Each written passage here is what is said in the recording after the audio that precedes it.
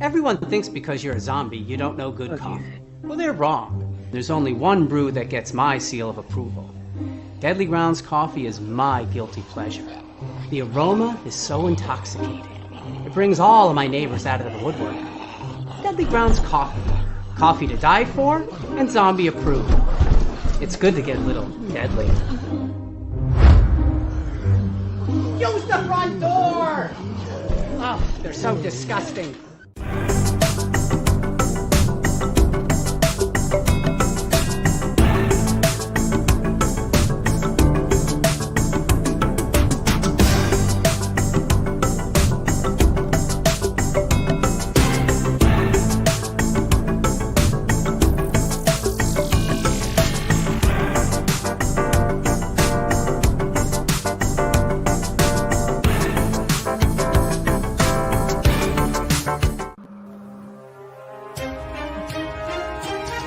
The Dorkening and all affiliated shows are not intended for anyone under the age of 18. The following may contain discussions or scenes that have adult situations, graphic violence, nudity, strong sexual content, and graphic language. This show is intended for mature audiences only. Viewer discretion is advised. Ladies and gentlemen, the motion picture you're about to see contains scenes so terrifying, the public must be given grave warning.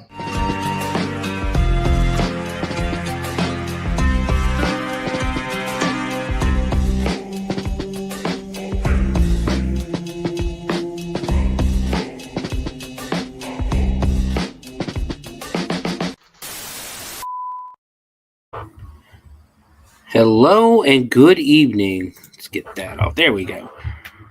And welcome, everyone, to the Bloody Binge Movie Podcast. I am your host, Sewer Dweller. And joining me once again this week, we have Friday. Hi. If you haven't noticed, I like being here. And we enjoy having you here. This week, we go all the way back to 1982 for a movie that wasn't released till 1986. We are watching Jim Wynorski's Sorceress. Nice little cult classic fantasy movie, I guess you could say. We'll get more into it as, in our second half, of course. For those who don't know, Jim Wynorski is famous for his really shitty way, cheesy, campy way of filmmaking. Especially, he brought us some fantastic movies like Chopping Mall. Let me bring him out because I know he's made a lot of really good, popular movies. And then you turn around and watch what he did in the latter half of his career, and you're just looking, going, "What happened?" Let's get all the way down here. Yeah, so he's brought us Chopping Mall, Deathstalker 2, Big Bad Mama 2. The Return of Swamp Thing, Sorority House Massacre 2, 976 Evil 2. He likes to do sequels. Munchie. And just, like I said, a lot of, Ghoulies 4. And a lot of movies,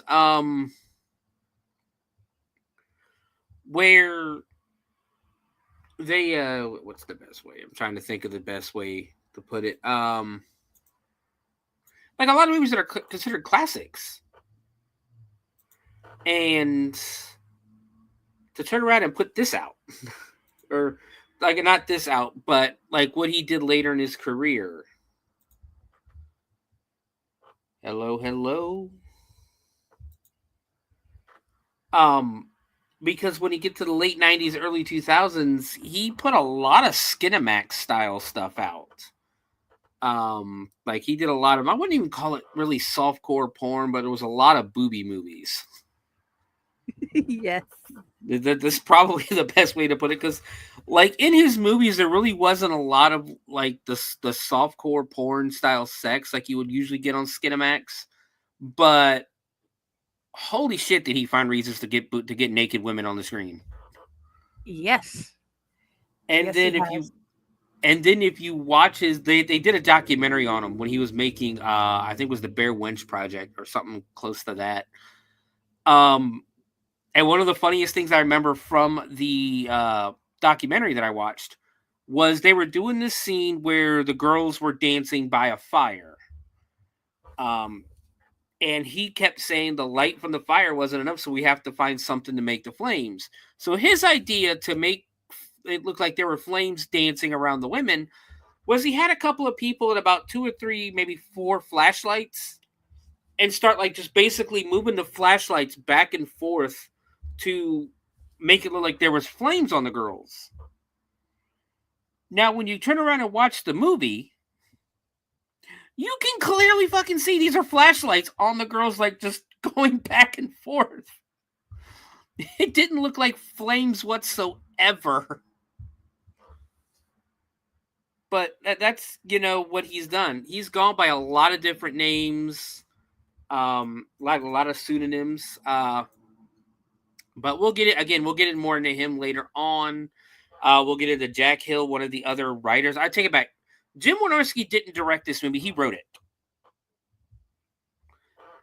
Him and Jack Hill. Jack Hill, we talked about last week. Jack Hill's really famous for a lot of exploitation style movies, blaxploitation. You're talking, he put out Coffee, Foxy Brown, like a lot of Pam Grier, The Big Bird Cage. These are movies that he wrote. Dementia 13, which is a classic. Spider Baby, Fear Chamber, House of Evil, Isle of the Snake People, Switchblade Sisters, like a lot of great movies, especially if you like the exploitation genre, which I am somewhat of a fan of. Big fan of, I like the blaxploitation films just because of their over the top hilarity, Oh yeah. Like I'm a big fan of Pam Grier. I love Coffee. I love wow, what was the other dance? See, now I'm drawing a blank. I loved Coffee. I loved Foxy Brown. The Big Dollhouse was another good one. If you like women in prison movies. And the one thing, like I said, the one thing you're going to get guaranteed if Jack Hill is writing a movie or Jim Wynorski is writing a movie, you're going to see a naked woman. Yes. So that's going to be our second half. We're going to talk about Sorceress. We're going to talk about Jim Wynorski and Jack Hill and a lot of other things. And a little bit of a surprise. We'll go ahead and ruin the surprise now. What would happen if I told you guys that one of the producers of this movie, and he's not credited for it, was Roger Corman? Do you know who Roger Corman is, Friday? Not off the top of my head. He's considered the Godfather of, it's Herschel Gordon Lewis is the Godfather of gore. Roger Corman is like a legend. The B-movie king. The king of the B-movies is what Roger Corman is known for. But when you look at Roger Corman's, when you look at his filmography in that, you're going to see legendary movies. He did, unfortunately, pass away last year at the age of 98. But you're talking, I don't know, we're going to look at, let's look for director. Damn it. Didn't do what I wanted you to do. Sometimes it does that. Yeah. We're going to go all the way back to his early career. You're talking like Five Guns West, Apache Women, Day of the World Ended, Swamp Women, Attack of the Crab Monsters, Machine Gun Kelly, Teenage Caveman, Tower of London, The Raven. Some of those I really liked. Yes, they're, Hammer movies and things like that. Producer, he's even like more producer-wise. Let's get all the way, what am I looking for? Get all the way down here. Like you're talking hundreds of producer credits. Like I'm not even down into the 70s yet, and he's been around since like the 60s. Yeah, like Dirty Duck, Big Bad Mama, Candy Stripe Nurses, Crazy Mama, The Story of Adele, Eat My Dust, Jackson County Jail, Hollywood Boulevard, Moving Violation, not the one we covered on the show. Ilsa, the Tigress of Siberia. Like just all kinds. Like he's the king of the B movie. Let's see. And he only wrote 10 from the looks of it. Yeah, he only wrote 10 of the movie. He only wrote 10 of the movies that he produced in that, but he was the guy you went to make the movie, essentially. But yeah, Roger Corman has an uncredited role or an uncredited producer credit for this film. But let's go ahead and let me bring up my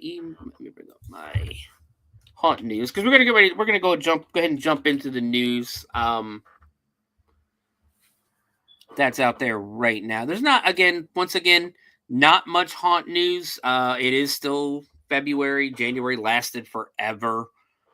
But it is still February, so the haunts are still getting into, still haunt owners, haunt managers, the builders, and that they're still in their vacation mode.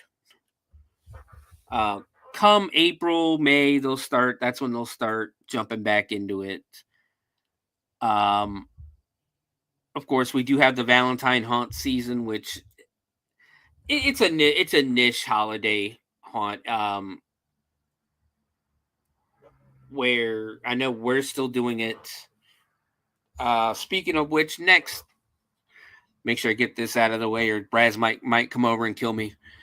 Next Thursday, or Thursday, Thursday the 13th of February, they're doing Hellbound Horror at Hell's Dungeon, 7:30.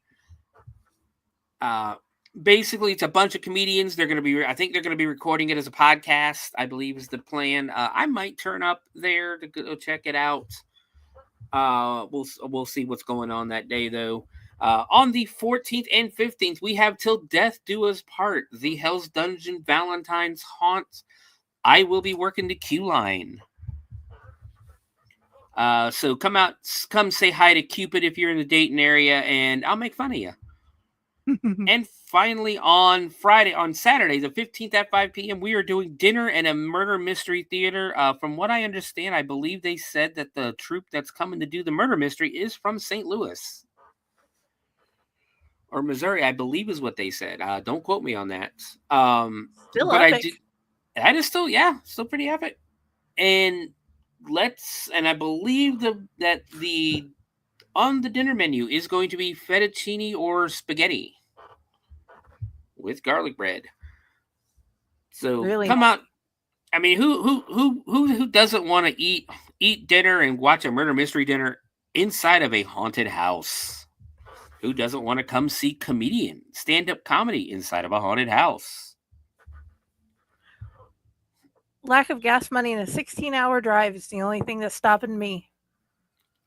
I mean, there's planes that fly here. We have like we have like five major airports within a 3-hour drive of of Dayton. But I need to buy the plane ticket. This is true. And I don't know if you want to be on a plane lately from the looks of everything going on. No, I'd rather drive. Yeah, I don't like flying. I've only flown a couple of times in my life, and I would rather drive. Like when we go to Florida, we don't fly, we drive. It's like almost a 12, 13, 14-hour drive, but we drive, I think when we went to Orlando, we actually drove, pulled over inside of a Pilot, slept for about 2 or 3 hours and finished the drive all the way to Daytona Beach. That is awesome.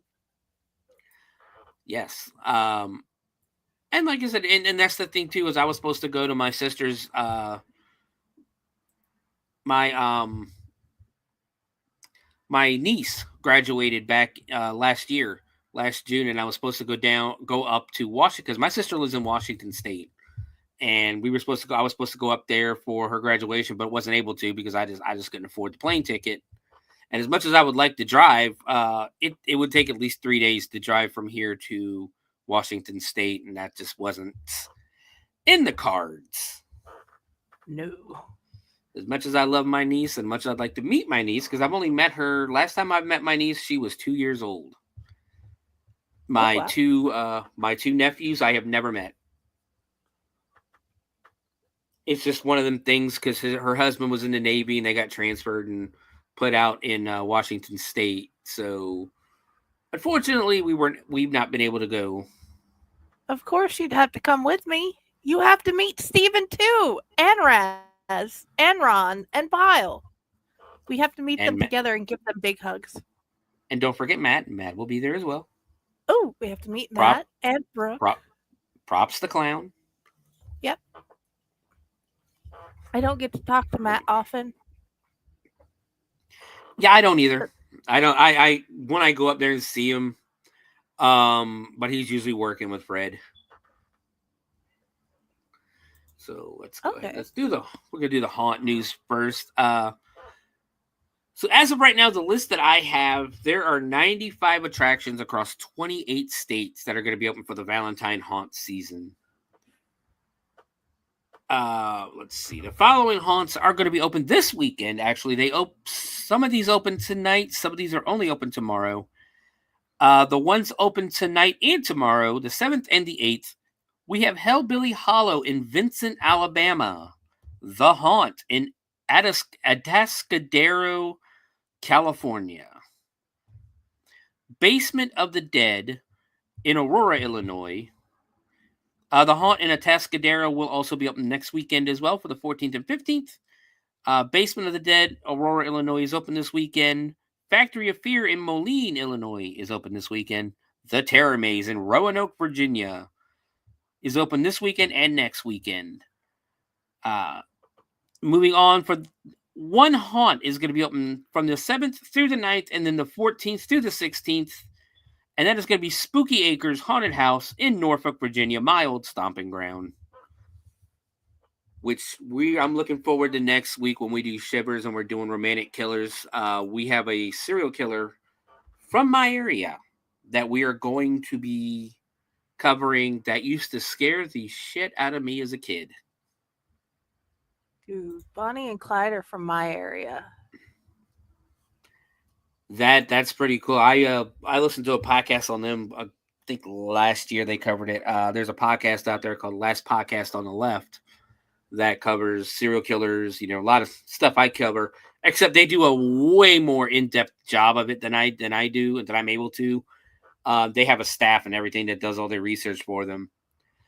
And when you hear the true story, like the story as much as they've gone into depth of Bonnie and Clyde, you really realize these are just two stupid kids. Yes, they were. They were just like, there's a legend built around them, but they're really just two stupid kids. Yeah. You know, Charles Manson, you have this big legend built around Charles Manson, but you study him and you go through and look at his whole life and everything, and you're like, this dude just wanted a cult to sit around, have sex, and play his guitar. Okay, give the kitty kisses for me. Baby's got surgery today. Oh, that's not good. And go ahead. Oh, nothing. I was just breathing. I am sorry. My sinuses are bad and I can't help how loud I am sometimes. Oh, no, you're good. I just, like I said, I don't want to cut you off. And I know sometimes there's that gap between us. The delay. Yeah. The delay. Yeah. But moving on, for haunts some haunts are only open tomorrow night. And that's going to be Sweet Dreams Haunted Attraction in Mobile, Alabama. The Wentz Brothers Festival of Fears in Fort Walton Beach, Florida. They will also be open next weekend on the 14th and 15th. Paranoia Haunted House in Canton, Georgia. Screams Haunted Experience in Hoboken, Georgia. They will also be open on the 15th next weekend. Hollerin' Haunts Hayride in Clinton, North Carolina, also open on the 15th. Pinhead's Graveyard in Canton, North Carolina, also open on the 15th. The Akron Haunted Schoolhouse, one of the top-rated haunts in the state of Ohio, will be open tomorrow, and then the 14th and 15th next weekend, of course, in Akron, Ohio. Spookhaven Mill in Mill Fall, Pennsylvania, and then finally Dark Castle in Elgin, South Carolina, also open on the 15th. So get out there, go check out some Valentine's horrors, some Valentine's haunted houses. I gotta say, last year was the first time I've worked a holiday haunt between the Christmas haunt, 2023, the Christmas haunt and the Valentine's from last year in 2024. And I had a blast doing it, in all honesty. Dude, you are an amazing Cupid. Oh, it's gonna be worse this year. That's gonna be. He's not. It's not gonna be a friendly Cupid this year, because Cupid's gonna be out in the queue line. And let's put it this way: have you ever watched Aqua Teen Hunger Force? Yes.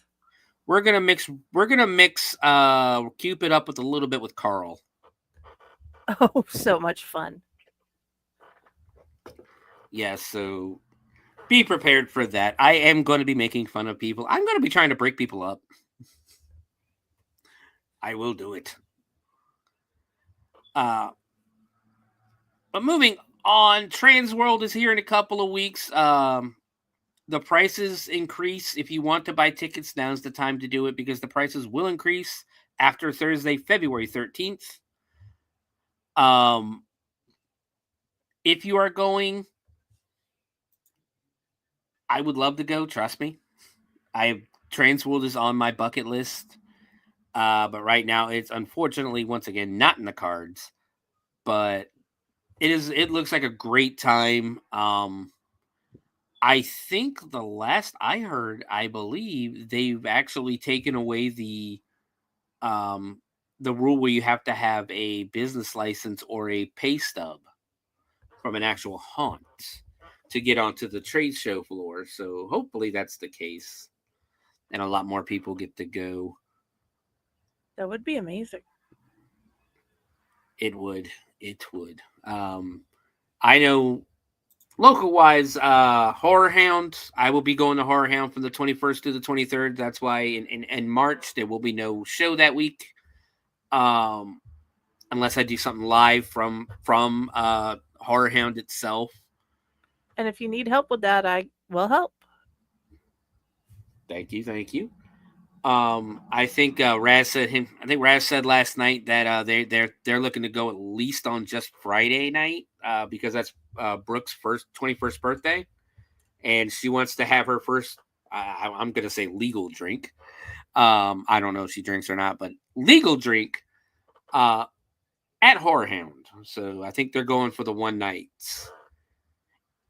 Plus, if you're in Louisville, or you go to the Louisville Trucking Convention, the truck show in Louisville, I believe we are heading down there for a couple of days. Or at least Thursday. Can't remember if it's Thursday or Friday we might go. I believe it's Thursday we usually go down. It's a trade show for truckers. Her family, my wife's family's in the trucking business, so you can keep an eye out for me down there as well if you're in Louisville. Other than that, I'm trying to see. So there was a decline in sales like across the board for the 2024 Halloween season, between decorations, between haunted house, like the haunt industry in general kind of suffered a little bit, with ticket sales being dramatically down. Now, I don't know if it's because the economy, I would be my biggest guess was people couldn't afford to go, or just couldn't justify spending the amount that a lot of haunts are charging. Unfortunately, that was my problem. I had to choose kid things over my fun this year, and it made me so sad. And unfortunately, those are choices that a lot of people have to make sometimes. That's why being an adult sucks. But I guess there's high hopes for this season. The industry itself is expecting growth amid a broader mix of licensed merchandise, expansion of offerings, and Halloween falling on a Friday.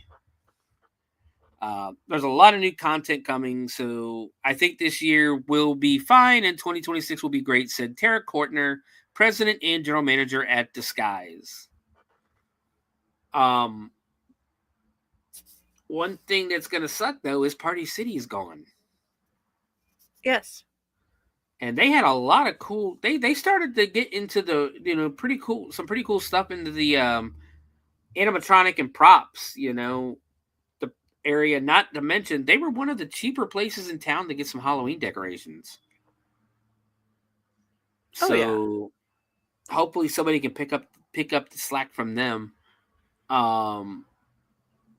So we can have some cheap props. Blood shouldn't be $20. I shouldn't have to pay $20 for a bottle of blood. Very true. Especially when I can make it myself for a lot cheaper. Also in the convention front, the Texas Haunters Convention. Their tickets are going to go on sale on March 1st. This is a Haunters Convention in Irving, Texas. I don't know how close that is to you, Jen. A little bit away, actually.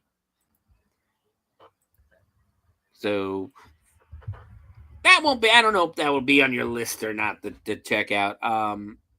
I know that I think the Texas Haunters is open to everybody, not just home haunters and stuff like that, or not like professional haunters, home haunters, and that. They have basically like transfer where you had to show the business license. Other than that, that looks like all of the haunted house news for haunt industry news for the week.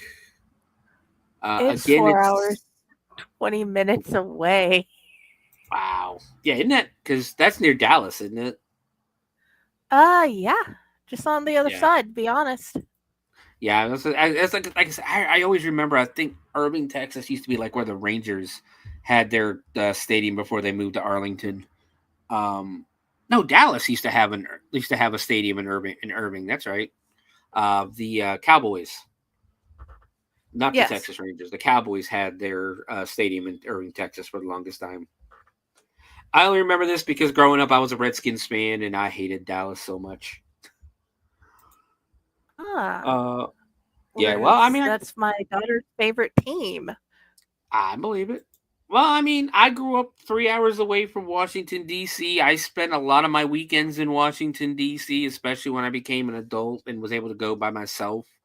Washington, D.C. was the big hangout spot. It was only a 3-hour drive. We could drive up there and then come back the same night. And the best part about Washington, D.C. is you can just park your car somewhere and then hop on the metro and get everywhere you need to be. Like, you don't have to drive around the city trying to find places to park. You just go park in a garage, spend, at least at the time, $10, $15 to park for the night, and then you can just pay, I think it's like $5. I think it used to be, and most of the trips on the most of the one-way trips on the DC Metro used to be like $3-4 at the absolute most. So yeah, and that's why I'm a big fan of a lot of Washington teams like the Nationals, the Redskins, the Capitals. Was never a fan of like the Bullets or whatever the Wizards. I think they call themselves. Is what they call them now. I've never been a big basketball fan myself. And when I did watch basketball, because I grew up in the 90s, I was a Chicago Bulls fan. Of course. Because, I mean, you grew up in the... Yeah, go ahead. Looney Tunes. You have to be. Well, not just Looney Tunes. Michael Jordan was bigger than life, was larger than life. Oh, yeah. So, all right, let's see. I'm trying to find... So, I apologize ahead of time again. I'm literally doing the news as we're going. Been a lot of messed up stuff this week. Not really messed up, but just been way too busy this week, and I should have been prepared. This is once again my fault, but I think it goes better this way too sometimes. We got that. Good. I enjoy this way. I enjoy the other way. I'm just enjoying talking to somebody that's over 5. So this week we do have a horror movie coming out in major cinemas. It did come out today. The Hard Eyes Killer came out, and I haven't seen. I've seen articles. Yeah, Hard Eyes is what it's called. I've seen articles on reviews and stuff like that. I've not looked at it because I kind of want to go see it myself. I believe we've got The Monkey coming out soon as well. February 21st, so 2 weeks for Stephen King's The Monkey to come out, and that actually looks good.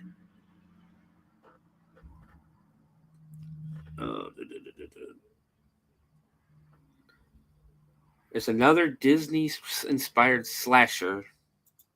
Got to open this one up. I Heart Willie.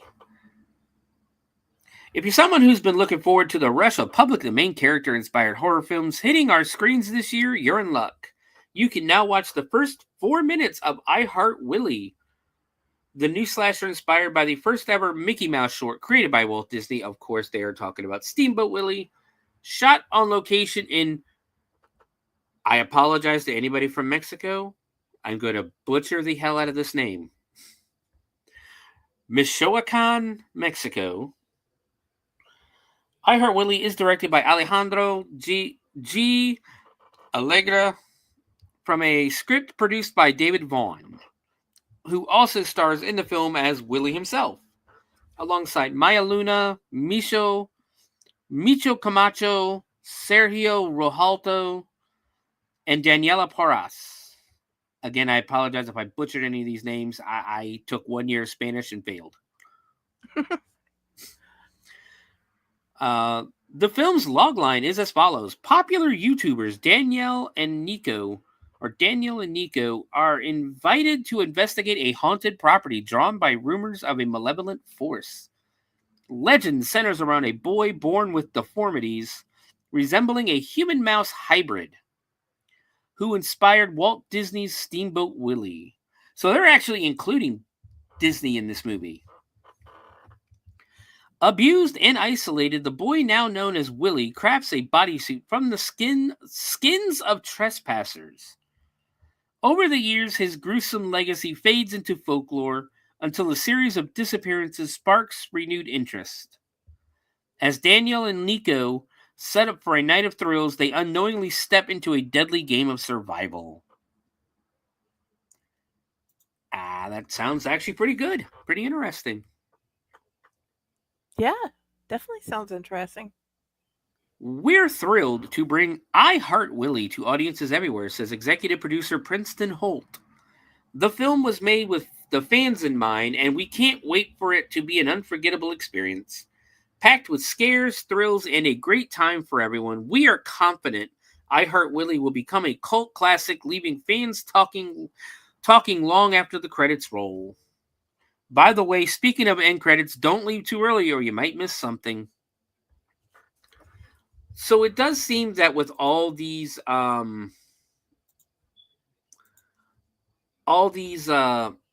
Disney movies that are getting ready to come out, these Disney horror movies, a lot of them are trying to focus on Mickey. I see that a lot, even in video games. They always have something not the best to say about Mickey. Oh, come on. You're trying to say South Park has it wrong? No, I'm not saying that Mickey's the best. I'm just not telling my kid how bad the company actually is. And it's kind of funny sometimes seeing what they do to Mickey and how they either put him down or portray him. Well, I think because he's the representation of Walt Disney, who, at the end of the day, if the rumors are true, was not necessarily the best person. But he's also the face of a multi-billion-dollar corporation that kind of puts profits over kids' enjoyment anymore. Yes. The proof being, if you look at some of these YouTubers and bloggers from Disney right now, they're tearing everything up. Like anything from the original Disney almost is getting ready to be gone. Like they just shut down last month. They just shut down Big Thunder Mountain at Magic Kingdom, one of the original roller coasters, one of the original rides from Disney. They're going to refurbish it, and I think they're going to change it a little bit. They took Song of the South out and switched it up, and a lot of people don't like the new one. Tiana's like Magical Adventure or something like that. A lot of people don't like it. They say it's not as entertaining, that there's a lot less animatronics and things going on than there were in Splash Mountain. But at the end of the day, too, it comes down to nostalgia. And I've only ever been to Disney twice my entire life. And the last time we went was the first and only time I'll ever get to ride Splash Mountain, the original Splash Mountain. Oh, wow. And, yeah. I will never get to. I have never been. It's expensive. It's not cheap anymore. It is definitely not an affordable trip anymore. Like, if you want to go down and you want to stay 5 days, and that includes, I'm not even including gas or anything like that, but the hotel and tickets to the park, they're going to cost you a minimum of almost $1,100 to $1,200 a person. And for me, at least, that is just not feasible. That's not feasible for me, too. It's not feasible for men. Yeah. Good. We did good to go to the zoo and to the science museum. And that was just a couple hours to walk around. Yeah. And that's the thing. Like, it's fun. Don't get me wrong. I enjoyed my 2 trips to Disney. I've enjoyed my couple of trips to Universal. But it's just, I can't, we can't afford it.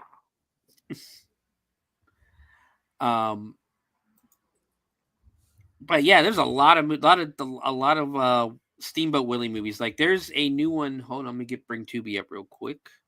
Because there's a new one, not just Mousetrap. Mousetrap is available on Tubi and a lot of other places. But there is also another Mickey Mouse one that just got released, I want to say on the 1st. Where is it? I'm trying to find it now. Where is it? Because you have Mousetrap that's let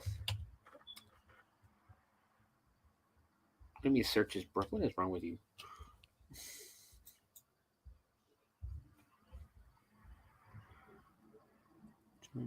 What the hell? Okay, I'm not gonna be able to look for it. Something's going on with Tubi. Oh yeah, I had to search on Facebook to find the Sorceress movie because their thing. It said it was supposed to be back up by 11:45, but it's still not up. I mean, I watched it earlier. Yeah, I mean the search engine. Oh yeah, the search. There's something wrong with the search. Yeah. See, I was able to search it though earlier too. At least on my PlayStation, I didn't get on the computer because I was gonna watch it on the big TV and then bring it in here.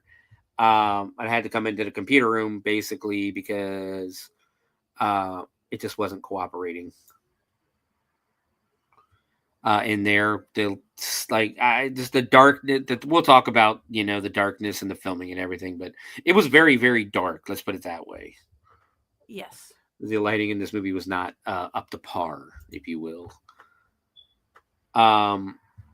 So here's something me and Raz talked about last night. Raz actually informed me of this because I didn't know this. Apparently, they are working on a reboot of Buffy the Vampire Slayer. Yes. I did not know this. Joss Whedon, of course, will not be involved. And like I brought up to him, I was like, well, wait a minute. I thought the Slayers were supposed to be teenagers. Sarah Michelle Gellar is my age. So I guess they're talking there's going to be multiple Slayers and things like that. So it's like, okay, that fine. There was multiple Slayers when the show ended. Yes. Wasn't there multiple Slayers during the show too? Because her and was it Chloe was her name? Or Zoe? Yes. She died, literally outright died, and they brought her back and that enacted the other Slayers to wake up. Okay. Well, that part of them to wake up. And then next thing they know, there's many. Yes. And they start training them. I will be the first to admit I never really got into the TV show. Like a lot of people did. I love the movie. Go ahead, I Brandy. did too. I was going to say that's great, and I love the movie too. Yeah, I didn't. Yeah, I couldn't get into the show. I never really got into supernatural in that either, growing, when I was younger. But it's one of those things where I could probably go back and watch it now and go, "Hey, why did I not watch this?" I would have figured you would have liked at least Supernatural. I just there was something about CW growing up that the channel in general I wanted nothing to do with almost. Like I just couldn't bring myself to watch it. Plus, when I was in my 20s, I was out and about. I was working for the year-round haunted house at the time. I was going out with friends and things like that. And I just never really. I didn't really watch a lot of TV. I watched movies. I didn't really watch too many TV shows. I think because to this day, I'm not gonna lie, I hate ads. I hate commercials. I will always change the channel. Like if I'm watching TV or something, I will always change the channel to something else if a commercial comes on, and then completely forget to change it back to the show I was just watching.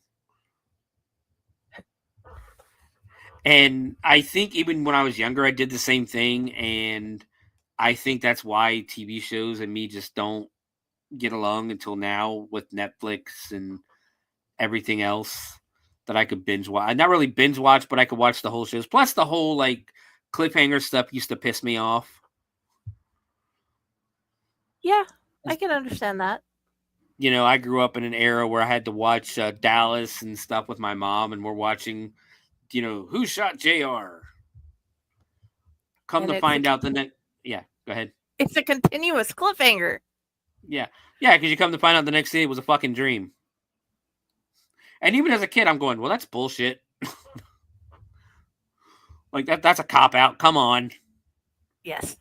Same thing with The Simpsons. Who shot Mr. Burns? Then it was the fucking baby. Spoiler alert from a show that came on 30 years ago. If they don't know by now, it doesn't matter. They can go watch it on Disney. Yes. South Park did the same thing. Who's Cartman's mom? Or who's Cartman's dad? Then they come out. I still remember that episode because I did laugh at this one, and I still laugh to this day. They make you wait the whole summer to find out who Cartman's dad is, only to air the episode on April 1st, which is April Fool's Day, of course. Turn around and say April Fool's, and then air a Terrence and Phillip episode instead. And then you listen to them talk now, like they were getting legitimate death threats for doing that. People were kind of pissed. Well, yeah. Like, you made us wait 6 months, and you couldn't even tell us who his fucking father was? Basically. Let's see what else we got going on. We got Hayden Panettiere's back in the news. Somebody found her. I guess she's going to lead the cast of psychological thriller Sleepwalker.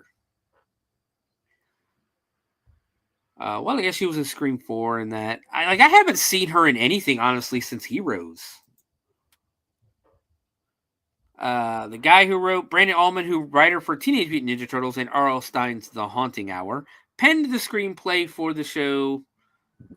Is it a show or a movie? Take it back. I think it's a movie. She's set to star in psychological thriller Sleepwalker from Verity Productions and Leonardo DiCaprio's Appian Way Productions. Deadline reports today. There's really not much known about the script or anything yet. Filming on the thriller recently wrapped in Rhode Island. And then just some quotes from the people who worked on the show. So yeah, Hayden Panettiere is going to be back.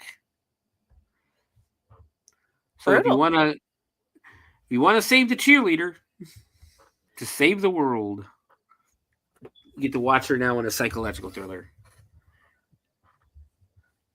I have not watched. I know they have this new Jurassic World trailer out as well. I have not watched it. I have not seen it yet. I think I heard something about a mutant dinosaur in it now. Yes. Apparently the dinosaurs are the ones that were too scary, too dangerous to put in the other parks. They're somehow worse than and more dangerous than the ones they had before. Which, dinosaurs in general are pretty dangerous as they're gigantic and about as clumsy as me, probably.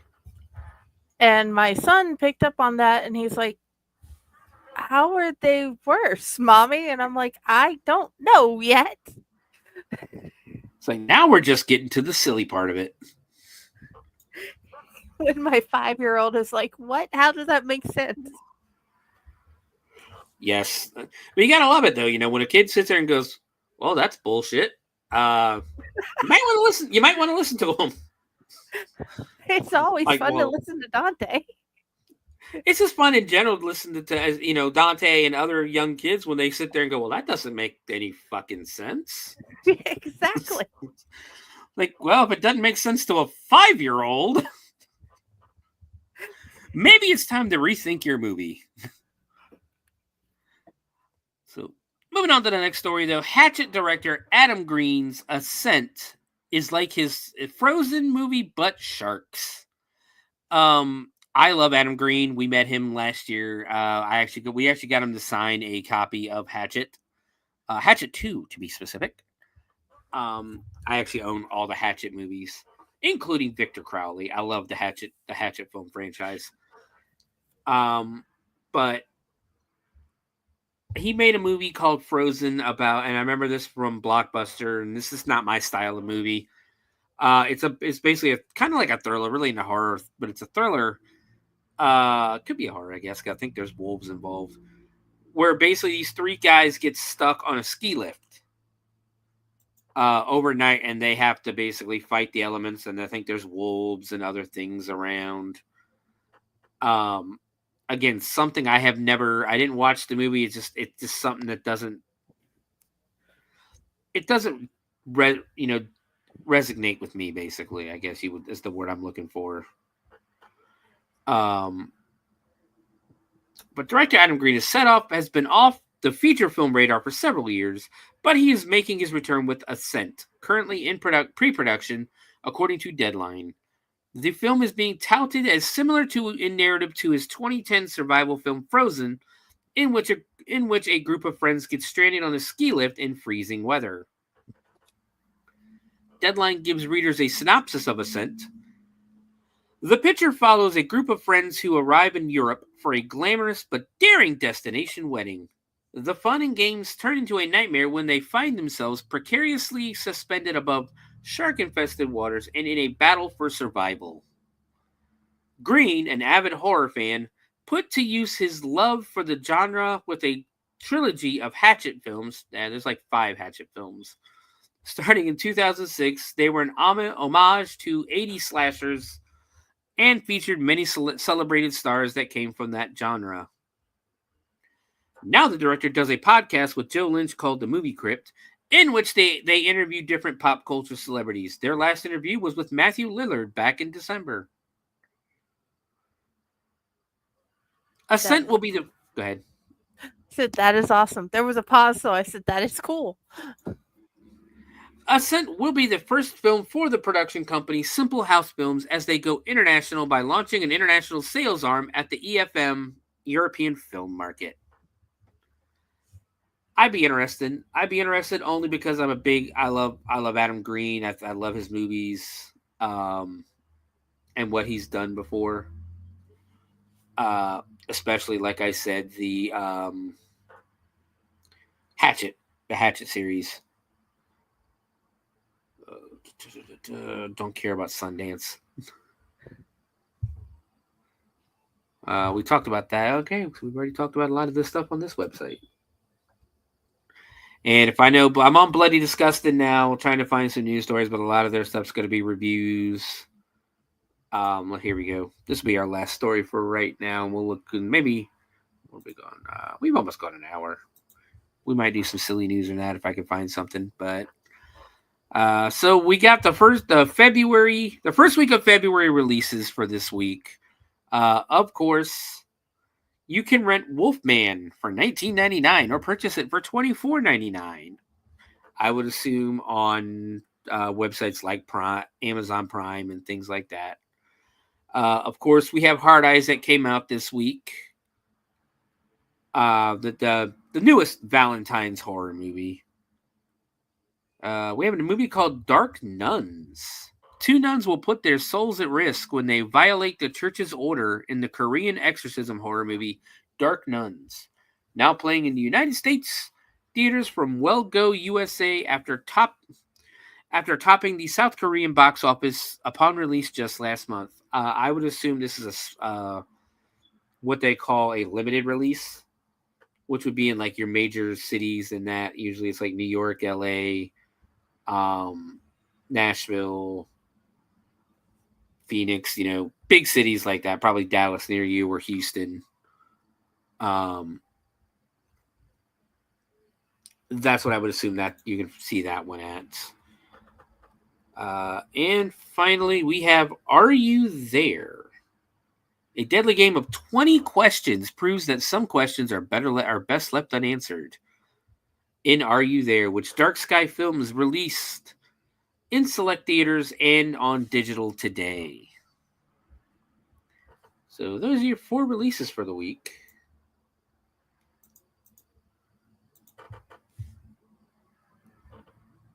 That'll probably be all the news for the horror movie news we have for the week. Just because, like I said, there's not much going on that we can really do on here because I don't want to do reviews. I can't show trailers really.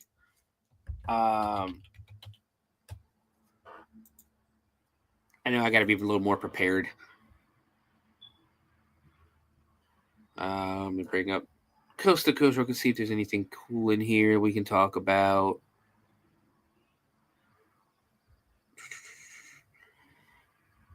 Australian man horrified to discover 102 snakes living in his yard. That's Australia, though, isn't it? Yes.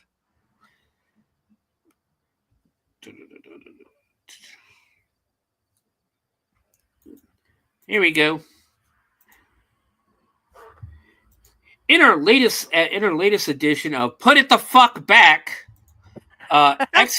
excavation near Jerusalem finds 9,000-year-old 6-fingered Neolithic shaman woman. Put it back.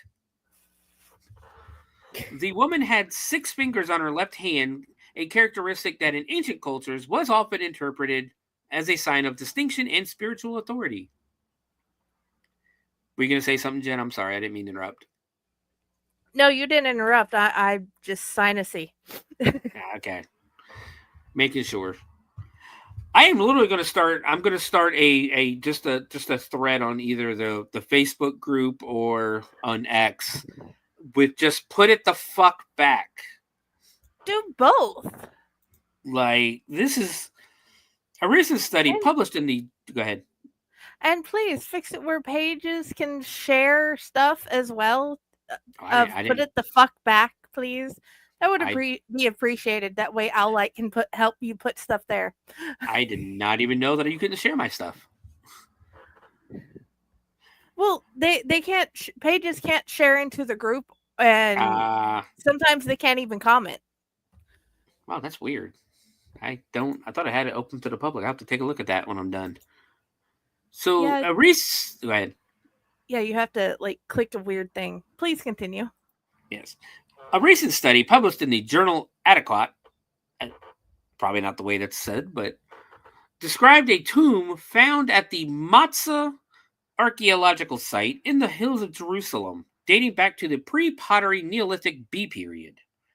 The excavations at Matzah, conducted between 2018 and 2020, uncovered one of the largest concentrations of settlements from this period in the area. Put it back.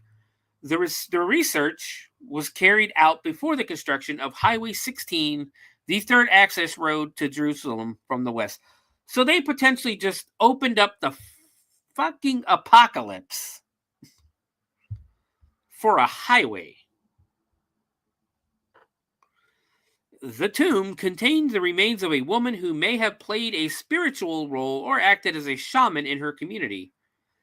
Anatomical analysis indicates that the woman was over 15 years old at the time of her death. Notably, she had 6 fingers on her left hand, a characteristic that in ancient cultures was often interpreted as a sign of distinction or spiritual authority. Funerary objects found alongside the woman, including green stone necklaces and mother-of-pearl jewelry, reinforced the hypothesis of her importance within Neolithic society. Most individuals were buried with decorations such as stone bracelets, pendants, and beads, made from exotic materials like alabaster and green stones. According to researchers, the stone bracelets found in some graves are associated with transition rituals between life and death.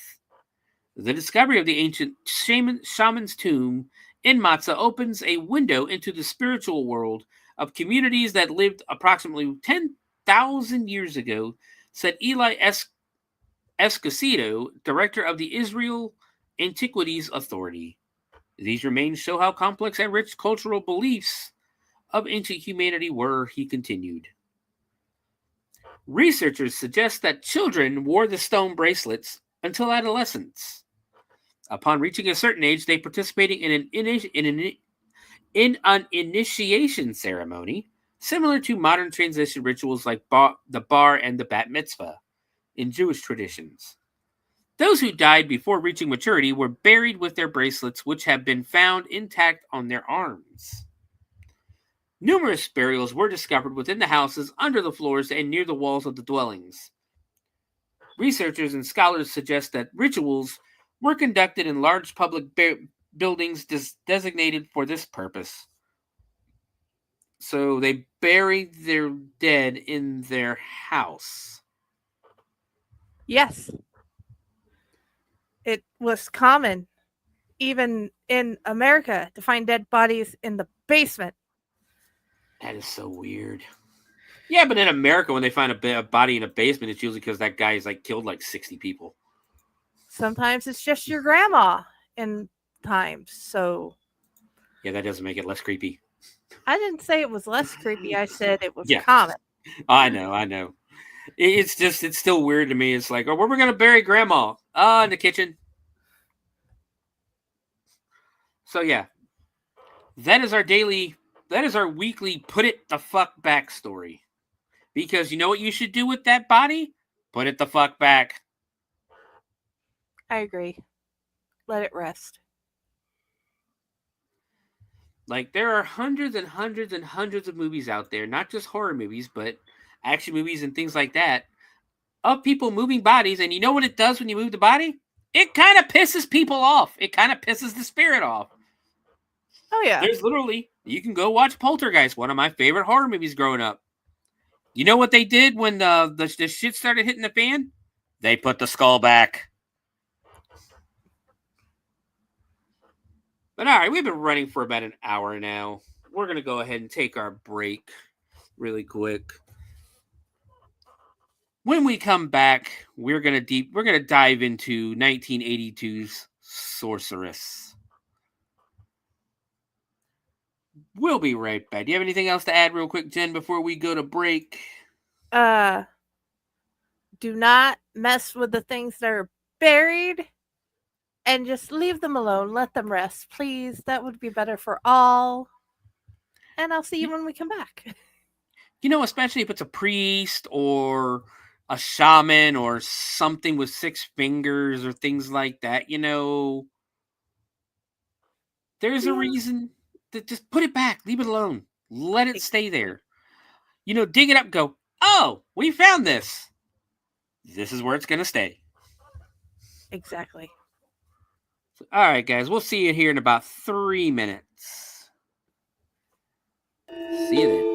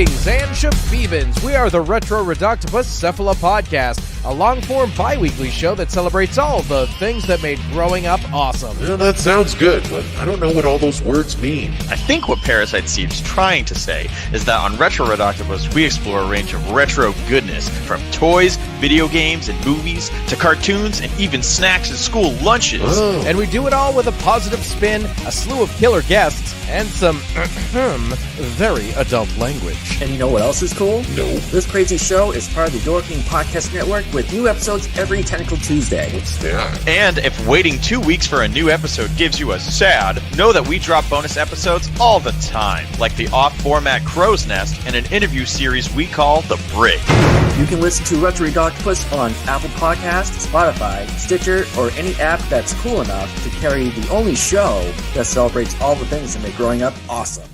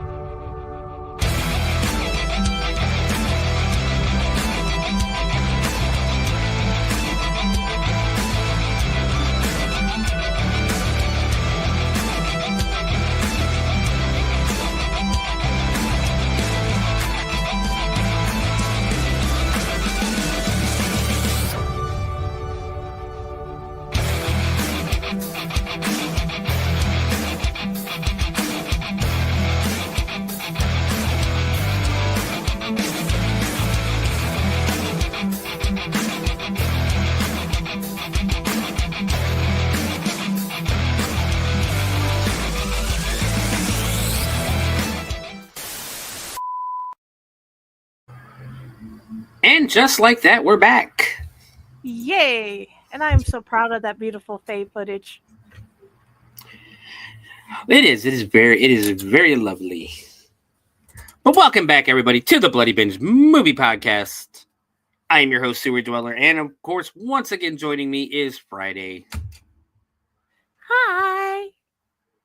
And today we are deep diving 1982 Jim Wynorski movie, Sorceress. So the movie is written and directed by Jack Hill and Jim Wynorski. However, Jack Hill is not credited as with a writing credit because apparently Roger Corman, who is the producer, apparently Roger Corman promised way better special effects than we got in this film. And Jack Hill, basically because of how crappy the effects are, we'll talk about that as we go through, but how bad the effects are, Jack Hill's like, I don't want my fucking name on this movie. So he is still the director, but he uses his pseudonym. A pseudonym for his name. That's the word I'm looking for, right? Or a surname. Pseudonym. I think it's pseudonym. I was pretty. He uses the pseudonym Brian Stewart is the name he went under to direct it again because he was apparently embarrassed by the effects in the movie. And my only thing to that is, dude, if you're the director, isn't that kind of your job to try to figure out how to make the effects better? Supposed to be, yes. The movie stars Lee Harris and Lynette Harris as Mira and Mara. They are legitimate twin sisters. They have appeared in Playboy magazine and a whole 2 movies. This movie and I, the Jury. Let me make sure. That's Lee Harris, Lynette Harris. Yep. They were born in Milwaukee, Wisconsin. And they, like I said, their credits are 2 whole movies. Like I said, they did pose for Playboy. Doesn't say what year or anything on their biography here. That's really just nothing on them because I guess it's all nothing. They're only in 2 movies. We have Roberto Nelson, who plays Erlich the Barbarian. He went by Bob Nelson, apparently. Let's see, he was in 10 movies. He has 10 movies to his credit. All of them are Spanish, I would assume Mexican movies. Outside of a movie called The Bees in 1978. He would only make 3 more movies after Sorceress. And then apparently leave Hollywood altogether. David Milburn plays Pondo. I don't know who Pondo is or Pando. They did really. I'm gonna tell you right now, they did really bad with names in this movie. I'm gonna forget a lot of names going through this because we have Bruno Ray, who played Baldar the Viking. Again, 221 credits. So he had an extensive career, but I'm not going to try to say a lot of these names because, again, I failed Spanish, and these are a lot of Spanish names. I did too. He was in Banditos in 1991. I've heard of that one. Vengeance of Punks. Yeah, I mean, he's got a really, really big, really large career. You know, he had a really good career. Anna de Sade, or Sade, or Sade as Delicia. I'm assuming that's the princess.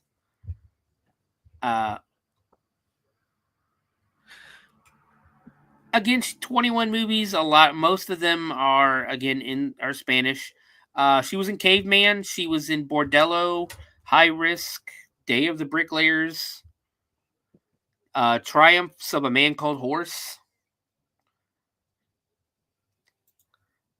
So, and finally, we'll stop here. Roberto Ballesteros as Traigon, the evil sorcerer. Once again, large, and I'm talking. He is still active in Hollywood or in the film industry. Everything's in Spanish.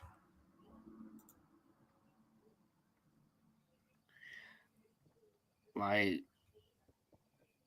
don't want to try to say any of these names because, like I said, I flunked Spanish and I don't want to butcher them and offend people.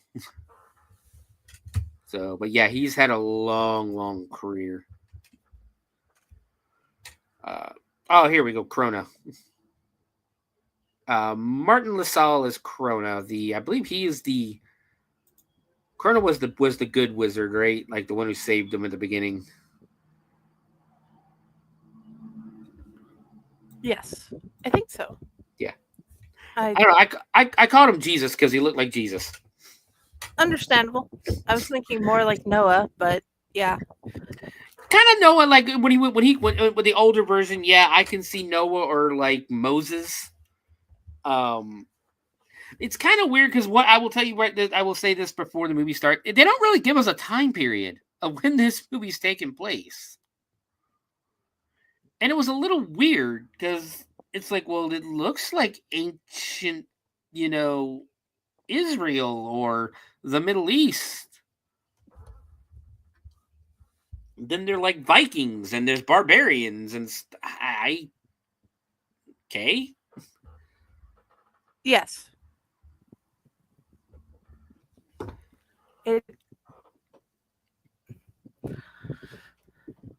had added very odd ways of like having different cultures in it. Yes. So let's go ahead and let's get started on this dive. Again, I apologize ahead of time if I forget names or things like that because these are it was really hard to keep up with the names and things like that. The names especially in the movie. And there's a lot of weird shit coming your way, guys. So the movie opens up. We get about almost like a whole minute worth of opening credits. But the movie opens up on a bunch of people riding on horses. The gentleman in the red cloak is Traigon. He's given the orders to the soldiers to collect basically to kill everybody and get the baby. So they arrive at this campsite, and there's only like 4 people at this campsite. The younger guy tries to defend him. He gets killed. Grandma starts running away with a baby. Grandpa gets killed. I'm calling them Grandpa and Grandma. These are 2 older folks. I'm assuming they were the parents of the mother of the children. Grandma goes to run away. They catch her, and just as they're about to stab her, Traigon tells them, "Be careful of the child." The soldier literally stops what he's doing, looks back, and goes, "Oh, okay."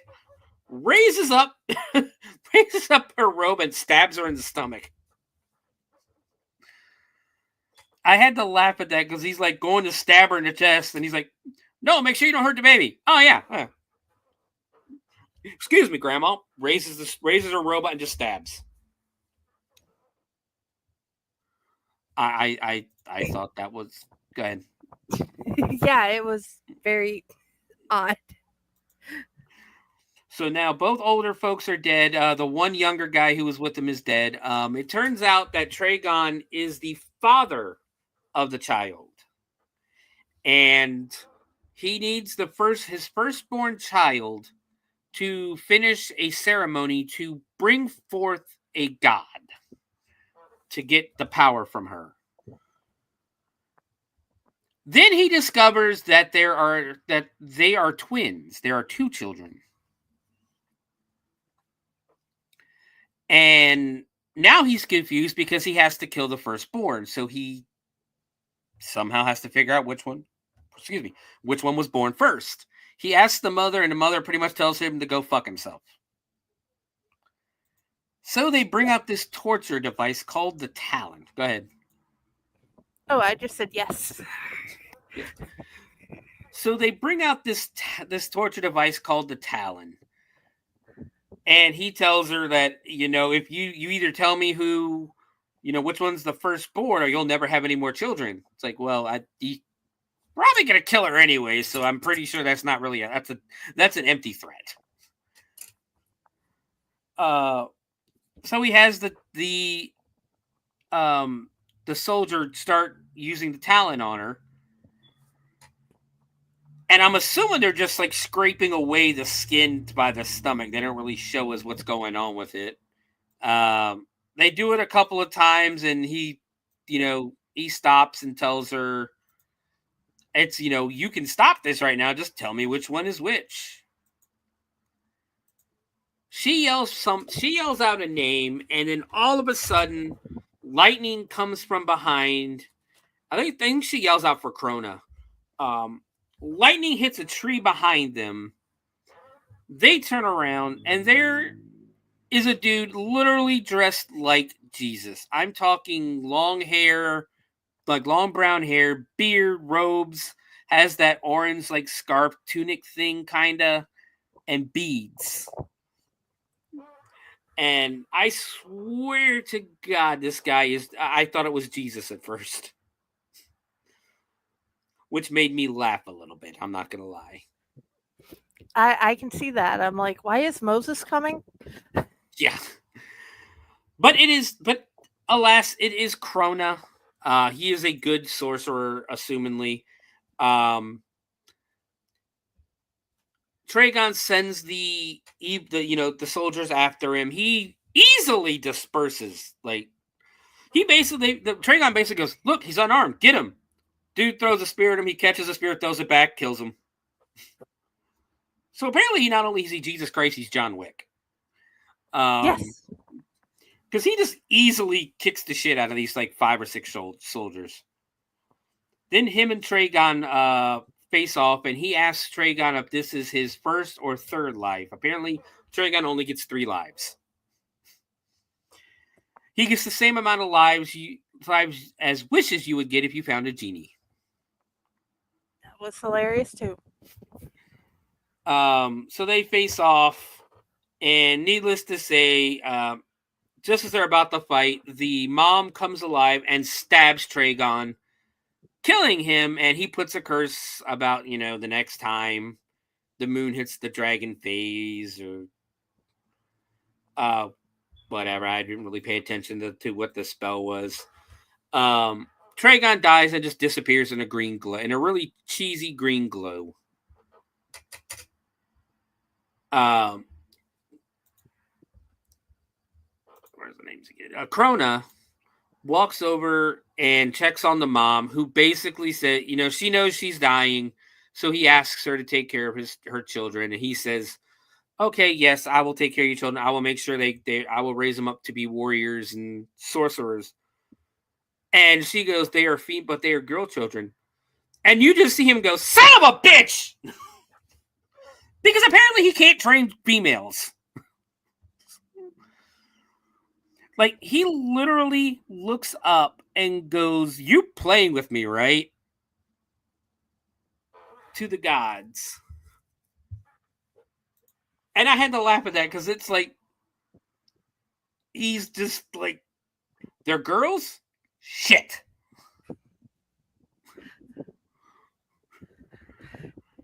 And it's insulting. It's like, why can't we be warriors too? We can kick ass too. But he still gives them power. They glow, they glow blue, and he tells them they'll be warriors and all this stuff. It's like, well, that didn't seem hard at all. No, it's why? Like, let's just skip all the training montage. It's like, why was this a problem a minute ago? That is a good question. Like, he had a real problem with them being like training them to be wizard or warriors because they're females. Dude, this, I don't even think that was okay in 1982. Nope. So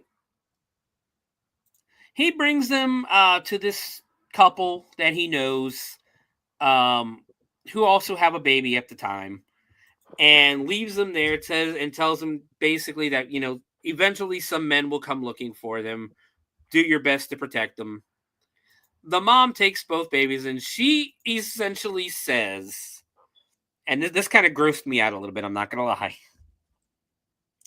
"Hey, don't worry, I have enough to feed all three of them." In all honesty, that is one heck of a milk producer. And coming from a woman's standpoint, there are plenty of women who give shelters and other in families where the mom has died, they help make sure the milk supply is backed up. But to be just like, you know what? Yeah, sure, we'll just adopt them on the spot. No worries. Yeah. That takes, to me, that would take a little bit of thought though. Oh yeah, no, they didn't even think about it. They're like, oh yeah, sure. Yeah, you know what? Traigon or Krona says to do this. All right, guess we got to do it. Like, you want to stop and think about this for a minute? No, I got plenty of milk. Don't worry about it.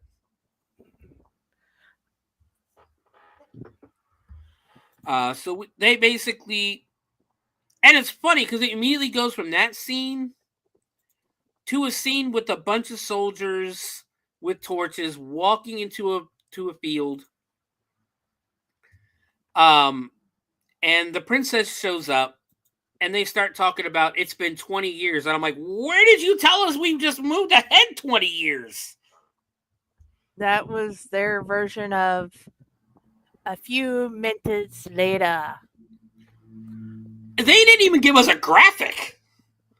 Nope, and it's like, why? This movie just moves at weird clicks. Like, it just pops up, like, it literally, and I'm not even joking, it goes from the end of that scene with the mom breastfeeding the child, and she does whip it out the breastfeed, and immediately goes to this scene where the soldiers are walking in with the torches and their weapons and that. They form a line, and the princess is ready to bring back Traigon, and she's telling us it's been 20 years since he left us, and it's like, wait a minute. How fucking hard would it have been to put a 20 years later graphic on the bottom of the screen? Too hard, apparently. Is that not in the budget?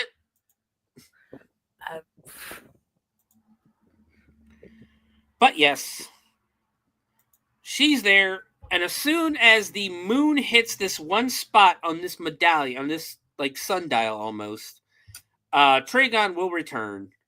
Now let's ignore the fact that there's randomly a panther behind her. There's a gong. They have to hit the gong for it, I guess, them to appear. And there's a dude in a monkey suit. Yeah, that's odd. Think he's supposed to be an actual monkey, but it's clearly a guy in a rubber suit. Again,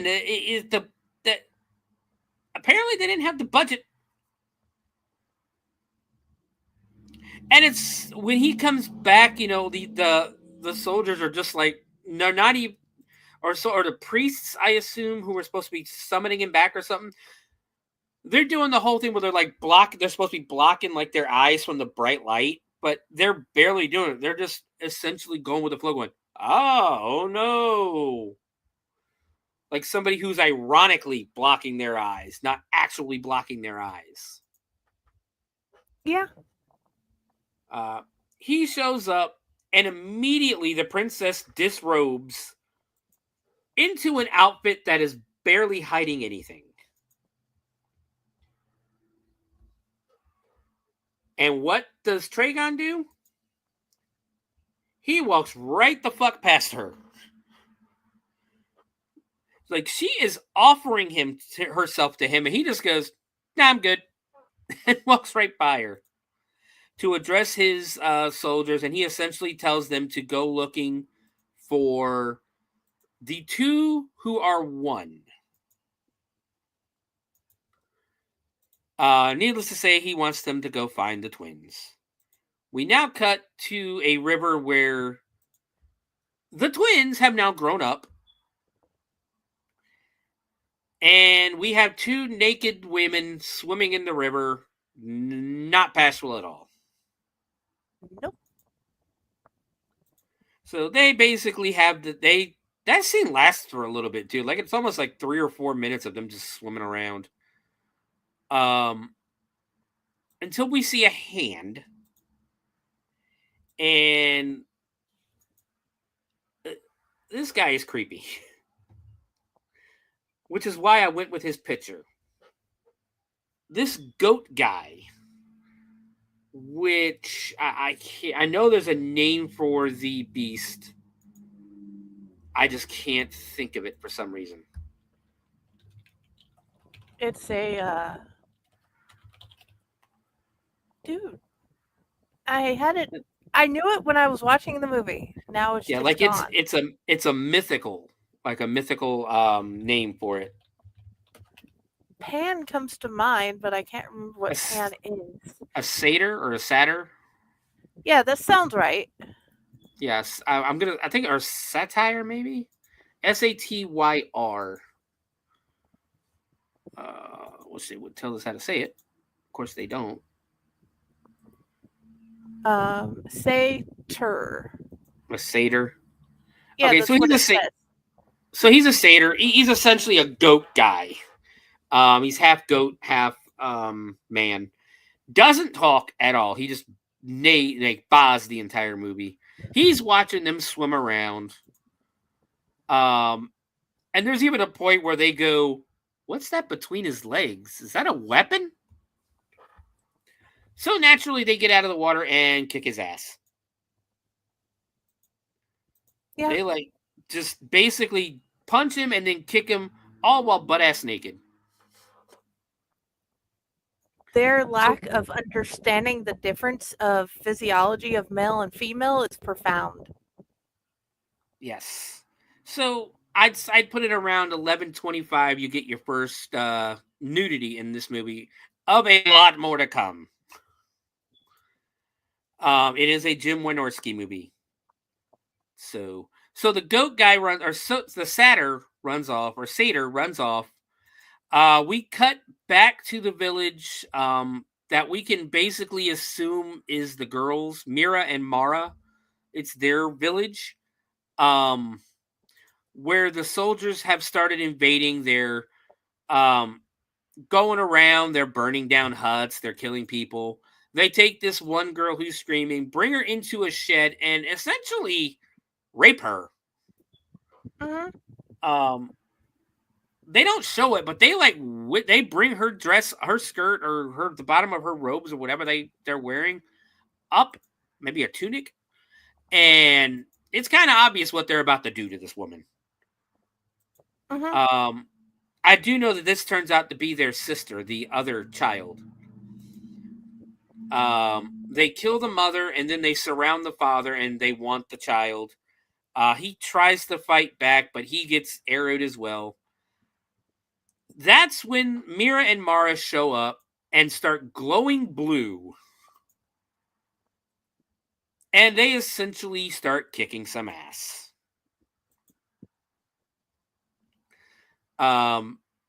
They end up killing all the soldiers, and then because it's funny, they shoot an arrow at one of them, and she catches it and shoots it right back at him. They end up even getting the head guard, or the head soldier, who doesn't die yet. He survives his arrow shot to the back, and has a miraculous recovery in like less than 2 days. It's like, wow. So the fighting's done, and they look over, and there's the satyr with a Viking. This would be Baldar. I call him a Viking because he's wearing a Viking hat and all that good stuff. He checks on the father. Basically, the father's dead. They're upset. Asks him if they want to bury him or put him in the fire. They answer that the fire is the way of their people, so they burn the bodies. And he makes it an oath to protect them, essentially. Oh, wait. So fucking Jesus shows back up at the most inopportune time known to man. It's like, where were you 5 minutes ago when my parents were being murdered? Yeah. So Krona shows up, gives him his power, and goes, all right, time to fucking die. And just walks right into the fire. How about you stay and help them like you were supposed to? Instead, we have that quick training montage where he just gives over the powers. And the other thing that confuses me is the lack of emotion. Yes. I remember my parents dying. I cried. Yes. Well, and the thing about it is, I don't think these two are the best actresses, the twins. Needless to say, it kind of just seems like they're there because they're not afraid to take their clothes off. They have nice forms. Yes. But I just found it funny, like, this is when I was like, oh, he's more like Moses now. Mm-hmm. You know, has his little giant walking stick, gray hair, gray beard. Gives him literally gives him his powers. And these two he's like, here, I need to give you my power. And they're like, okay, here you go. And just hand him their hands. Like, they don't question shit. No, it's weird. He gives him his power, and he's like, all right, time to die. And literally walks into the fire. Even the Vikings like, hey, dude, don't, why? Like, are you dying? Nope, it's just time for me to die. Or, do you have a disease? Are you sick? Nope, just time for me to die. You want to give me a fucking hand here with these two? time to die. So he walks in, he dies. Mira and Mara decide, or I guess the Viking kind of decides it for them, to form a party to go looking for a friend of his. So they end up in this town. This is where I'm like, oh, okay, so it kind of looks like Jerusalem. Maybe how you would think Jerusalem would have looked back in, the pre-Christ days. And while they're there, they witness somebody get their hands cut off. It was a thief. And yeah, just whack, the hands are gone. Now he's going to be a beggar, apparently, and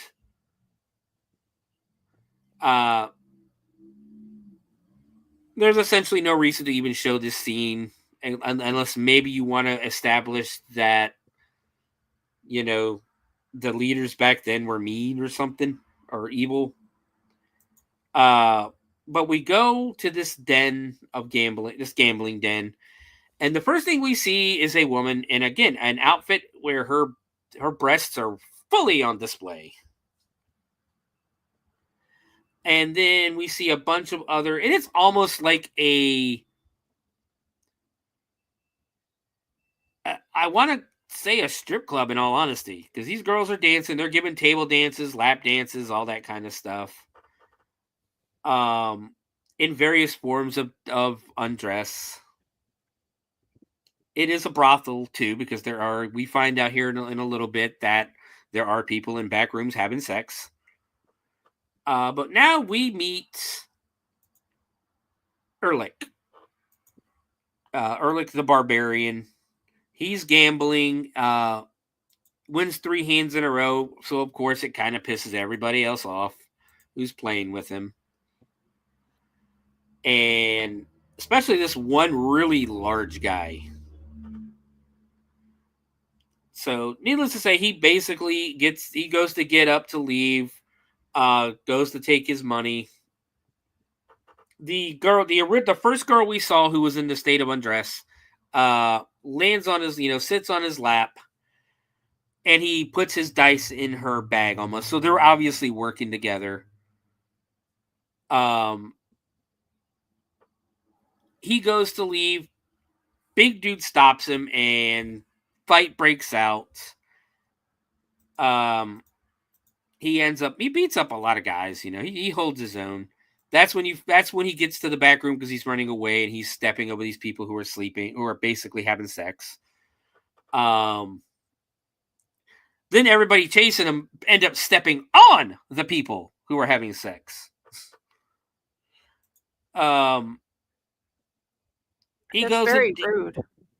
It is. It really is. Not even an excuse me. He ends up back in the same area where Baldar, I think Baldar. Yeah, Baldar's there. He helps fight the guys off. The girls end up taking out the really big dude with just like one punch. They start fighting people, and they're just doing like kicks and punches and stuff. It's nothing really, way out there. The fight's over. Baldar introduces him to the girls. They go and hide. And he tells them to wash off. And apparently Baldar this entire time thought they were guys. Because he does keep calling them lads. So they take their clothes off to wash off, and they're like, oh, you're girls. And the girls are confused. And they're like, what are girls? Not like boys? And they're still confused. Apparently, nobody taught them the difference between men and women. No. That was the weirdest fucking thing. They didn't know they were women. Because they didn't know what a woman was. And then it dawns on Baldar, they're like, oh, you also don't know what sex is. Yeah. So he's like, these women are in their 20s and I'm going to have a birds and the bees conversation with them? So they're both just standing there topless, or one standing there topless, and they're like, well, what's the difference between men and women? And Ehrlich's like, well, the breasts. And they're like, oh, these? Whips them out. We just thought they were there, we didn't know that they were anything different. I had to say, I did laugh at this scene because it's so fucking ridiculous. Extremely. That they didn't know what women were, or the difference between, like, they had parents. You mean to tell me they didn't teach you? Well, meanwhile, the whole time, the girl from earlier, the dancer from earlier, who was helping Baldric, did I say his, or Ehrlich? I'm sorry, Ehrlich, has followed them and just goes and rats on them to the princess. Ehrlich and Balder leave the girls alone. Tell them to bolt the door, not to answer it or anything. They leave. A few minutes later, the dancer comes back, and she lies to them, says she's a friend of Ehrlich's and that Ehrlich's been caught. They open the door and immediately have nets thrown on them. And they're surrounded by soldiers. And the guy from earlier, whose arm is now in a sling, is there to capture them. Meanwhile, Balder and Ehrlich are getting their, I guess, getting Ehrlich's swords and everything. We cut back, and the princess has shown up with a dude walking a leopard on a chain. Not to mention rubber ape guy. They have the girls tied up, and they're trying to figure out which one is the oldest one, and even the girls, of course, don't know. So the princess hands the head guard a potion to put into the fire that is supposed to help tell the difference of which one was born first. So they bring one up and shove her face straight into the fire, which doesn't really do any damage, except it does tell them that Mara is the firstborn, not Mira. The plot armor is strong in this movie. Yes. So Mara gets taken to Traigon. Mira is left. They're going to essentially give Mira... Apparently, at some point, the ape guy is promised Mira. Baldar and Ehrlich finally realize that the girls are gone, so they go to save them. Big fight takes place with swords and everything. They end up freeing Mira. Mara has already been, taken. They end up running away to the Forbidden Forest. We cut to Traigon, who basically, again, the princess is throwing herself at Traigon, and he basically tells her to fuck off. He's not going to have sex with her. He's not going to make love to her, because that would be against his religion or something. Apparently he's a Jedi all of a sudden. He can't have sex. So she gets pissed, and basically he says to the god, I think he says something along the lines of, the gods will get angry if I have sex with you. And she's like, well, I don't care. I really want to just have sex. And he essentially tells her to fuck off. She sends the ape guy after Mira, the younger, I guess the second born, and tells the ape guy that if he brings her back, he can have her. Ape guy gets excited and goes running. Oh no, wait. I am jumped ahead. Mara, they did rescue Mara at this point. So Mira and Mara are in the dark forest hiding with basically the satyr, Erlich, and Baldar.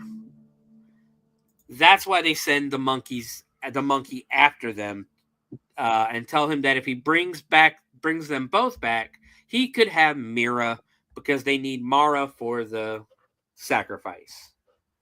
Now we're 43 minutes into this movie and nothing has really fucking happened.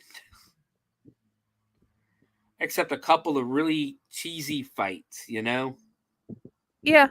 Like this movie's half over.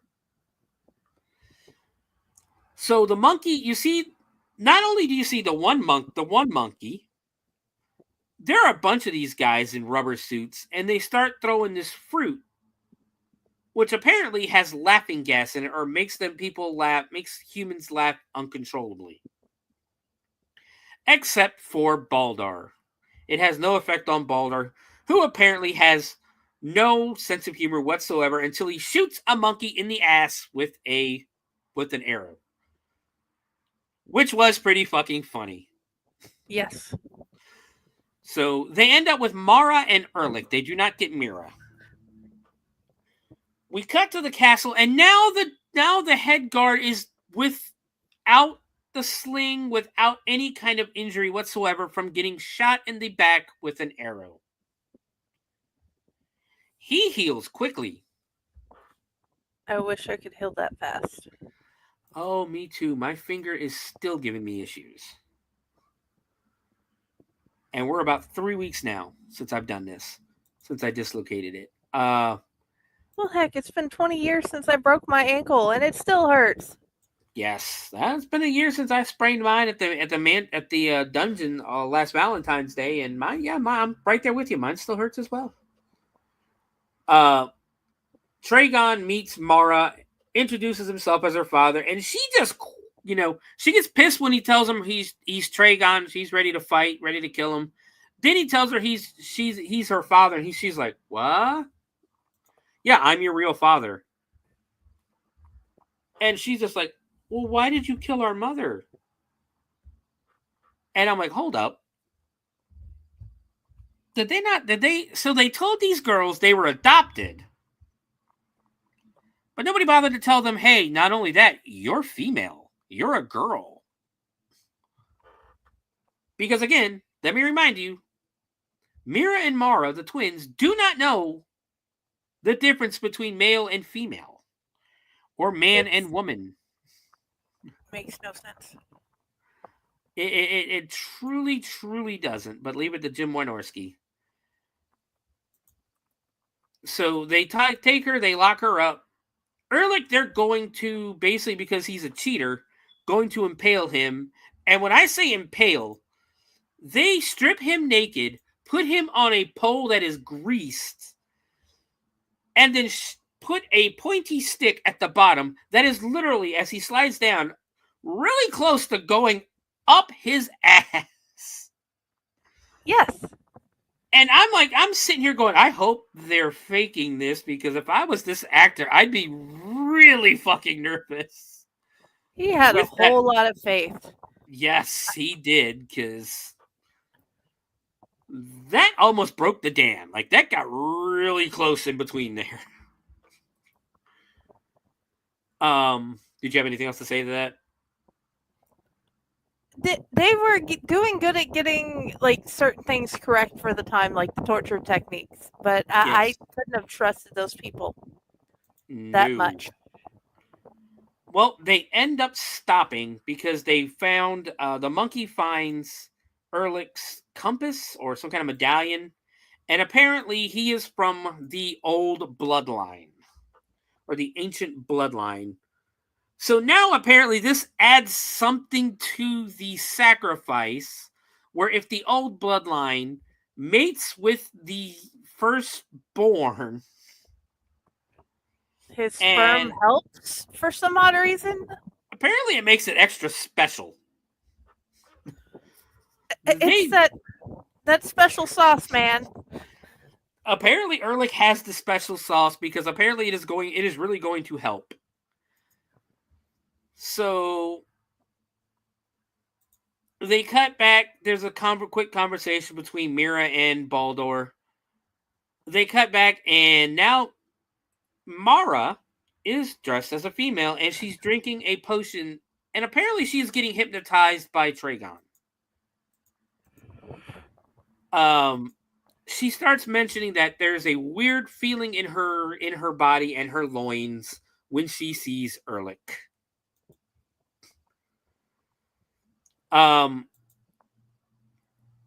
So we cut to that basically. Traigon sends Mara back to her room. We cut to Ehrlich now getting massaged with oil by a couple of slave girls. He's butt-ass naked. The princess walks in, again, almost naked. They don't like clothes in this movie. No. The slave girls stop. Ehrlich stands up, and I swear to God, hello, guys, there's a penis. Yes. You get a brief shot of a dong. As Ehrlich stands up, they give him this potion, this drink, and again, literally 3 hours ago, they were going to kill this asshole. They were going to shove a pointy stick up his ass through his mouth and impale him. They hand him a goblet with a glowing green liquid in it, and he really easily, really quickly is like, oh yeah, sure, I'll drink this. No problem whatsoever. I'm going to question it personally.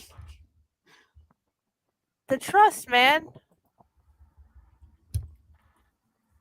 There is a lot of trust because I would have been questioning, why is it glowing? She tells him that it's the nectar of the gods. He drinks up. At this point, I'm thinking they're about to get it on. But no. Traigon shows up. Basically, she starts bad-mouthing Traigon and sends him... Does she send him up to the room? I think she sends him up to the room, and Traigon is hiding behind. So it turns out she's deceived Ehrlich. And now Ehrlich is in Mara's room, and it's time to get down. It is time to show Mara what a woman is. Now, are you ready to get weird again? Always with you, buddy. Because there's some Corsican brother shit going on here. For those who don't know, I believe they're the Corsican brothers. They were twin brothers that if you punched the twin on the left, it would actually hurt the one on the right. And vice versa. So Ehrlich and Mara start having sex. It cuts to Mira, who is in the woods with Baldur and the goat guy, who immediately starts having an orgasm. So apparently, when Mara is having sex, Mira is having sex. Two is one, man. And she starts grinding and moaning on the ground, and Baldur's just like, oh, that's what's happening. Oh, it must be Ehrlich. It could be Ehrlich. Da-da-da-da. They stop. She stops, and then all of a sudden starts moaning and groaning again because now it's time for round 2. And Baldur just laughs and goes, "Yep, it's Ehrlich." And he just looks so dejected, like, Jesus, I've got to sit here and watch this. Goat guy's ready to get it on with her. Uh-huh. To the point where Baldur has to stop him, and Goat Boy throws a fit and runs away. It's kind of saddening. It's just weird as shit. We Extremely. cut to Traigon, who is now summoning fire, and that Erlich and Mara are still under the spell, because they keep drinking that nectar. Ape Guy is in the background, waiting for his prize, because his prize is still not arrived. And it's the night of the sacrifice. So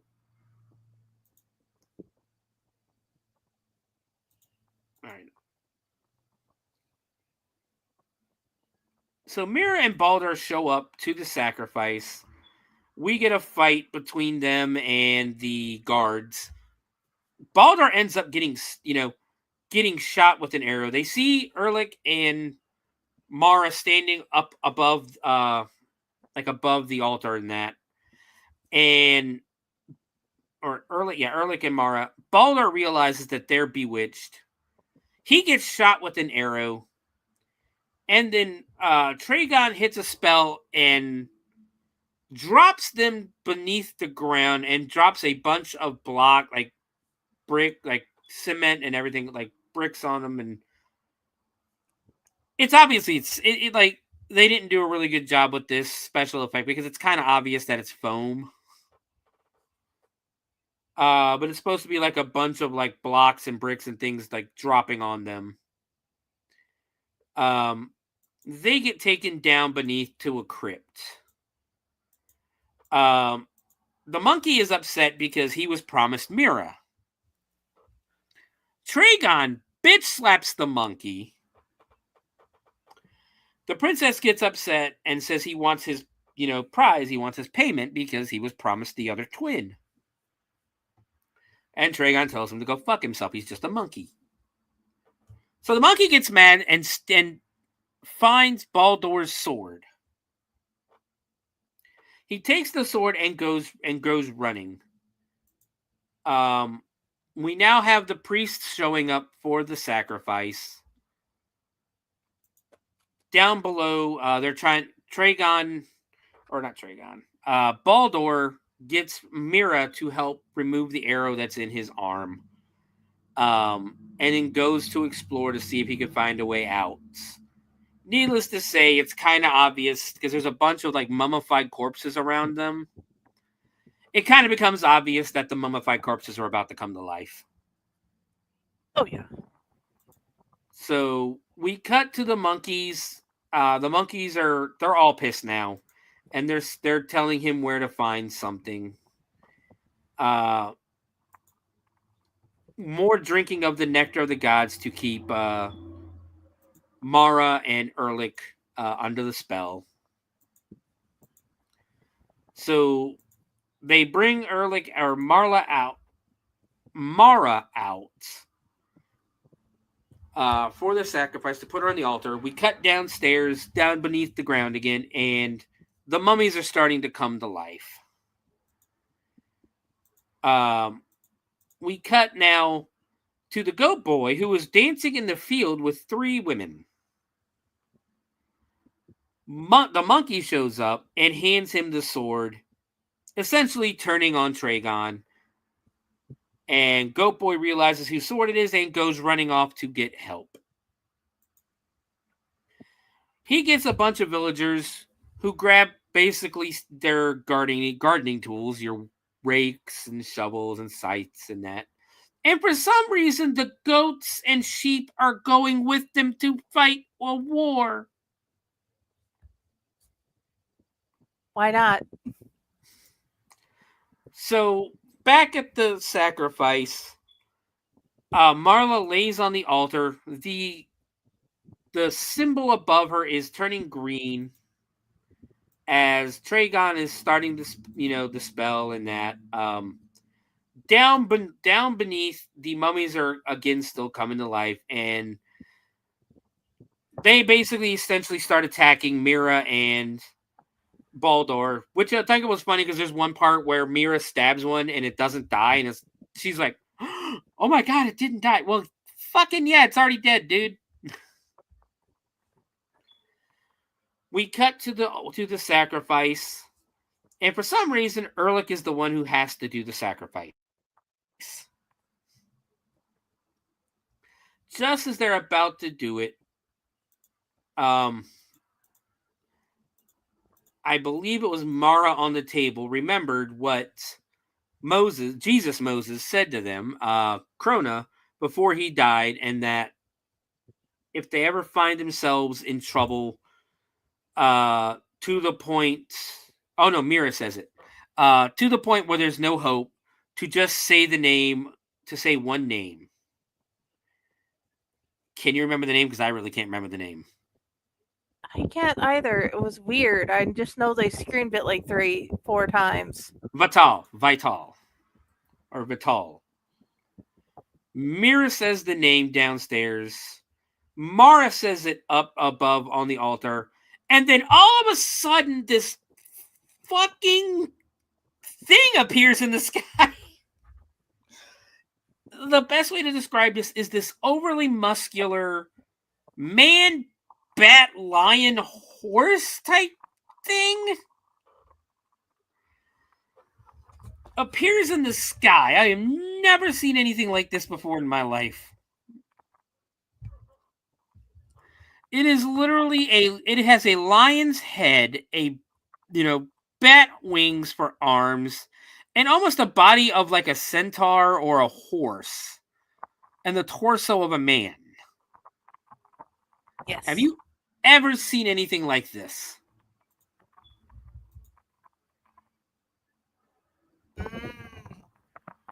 Outside of Full Metal Alchemist, not really.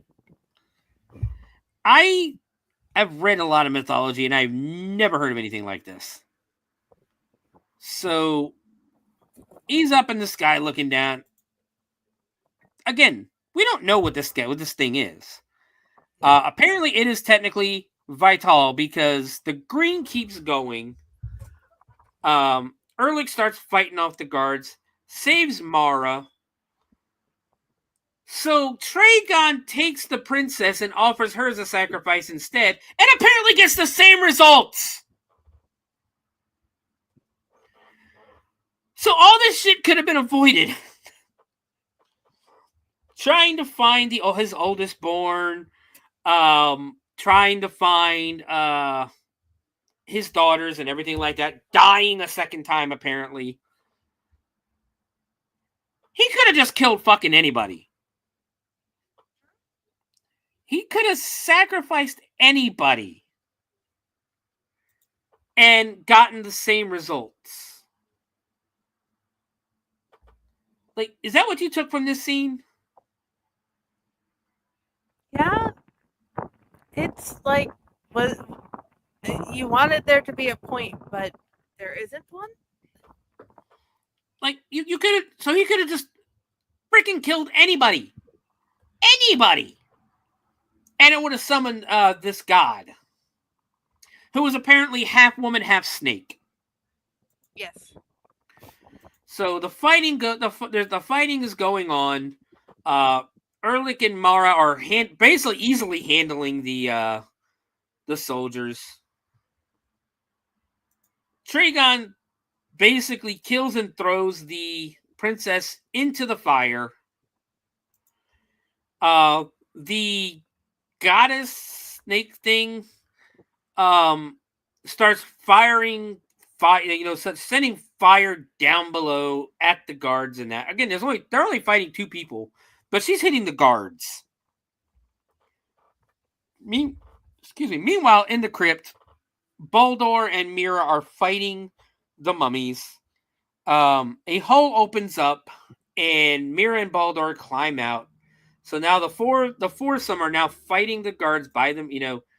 Have basically Baldur and Mira join the fight, and they're just essentially taking care of just wasting all the guards.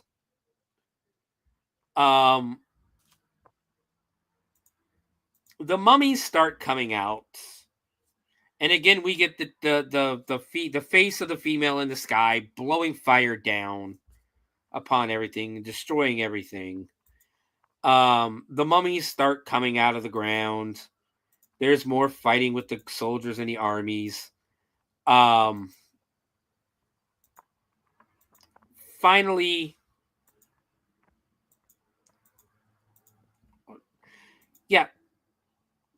the apparently the villagers have shown up.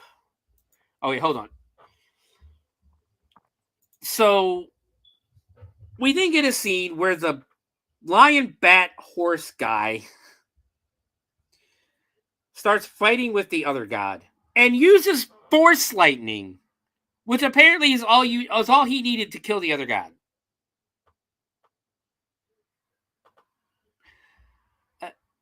Okay.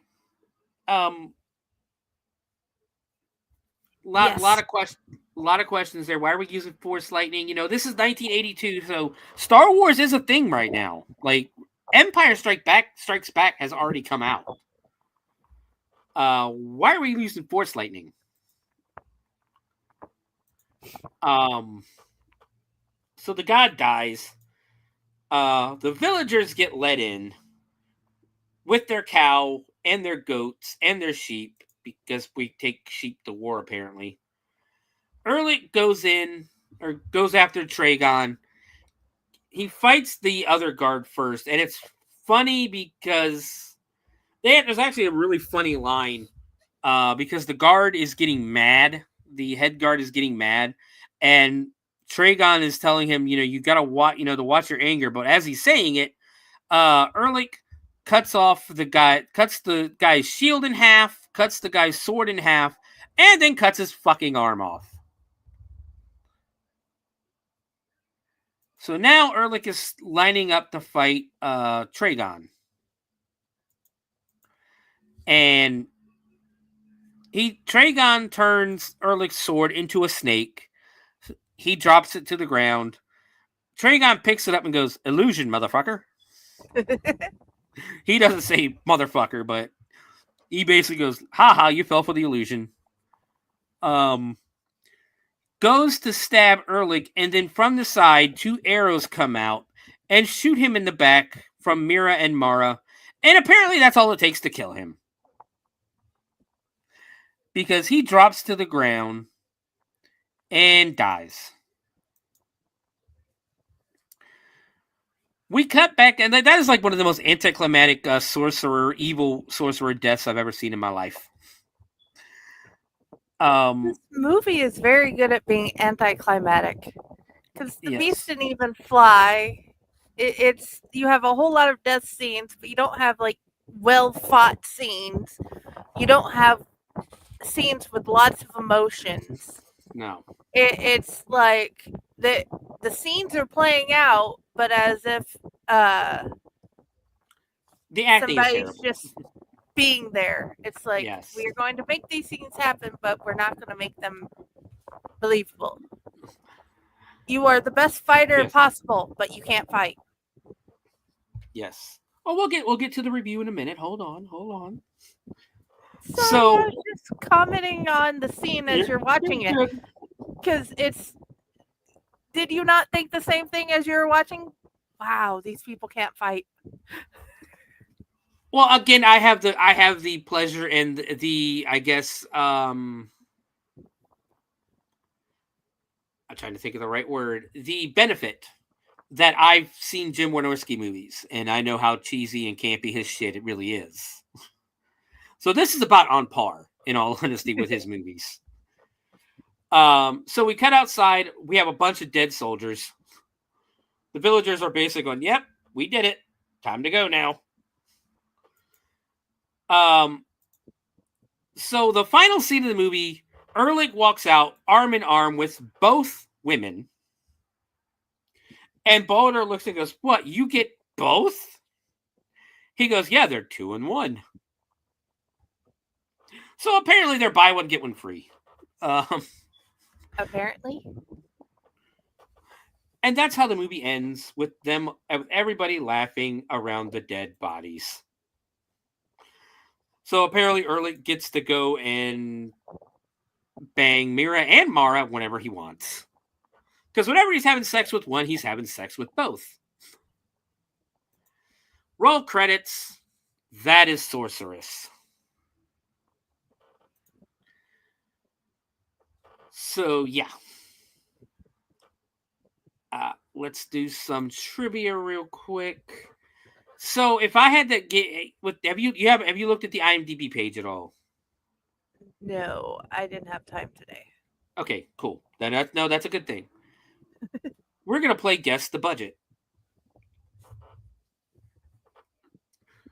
So, this is 1982. You've watched the movie. You know what kind of you have basically a good guess of what you think how high you think the budget could be in 1982 dollars. What would be a guess? Somewhere around 10 to 20 possible thousand or $250.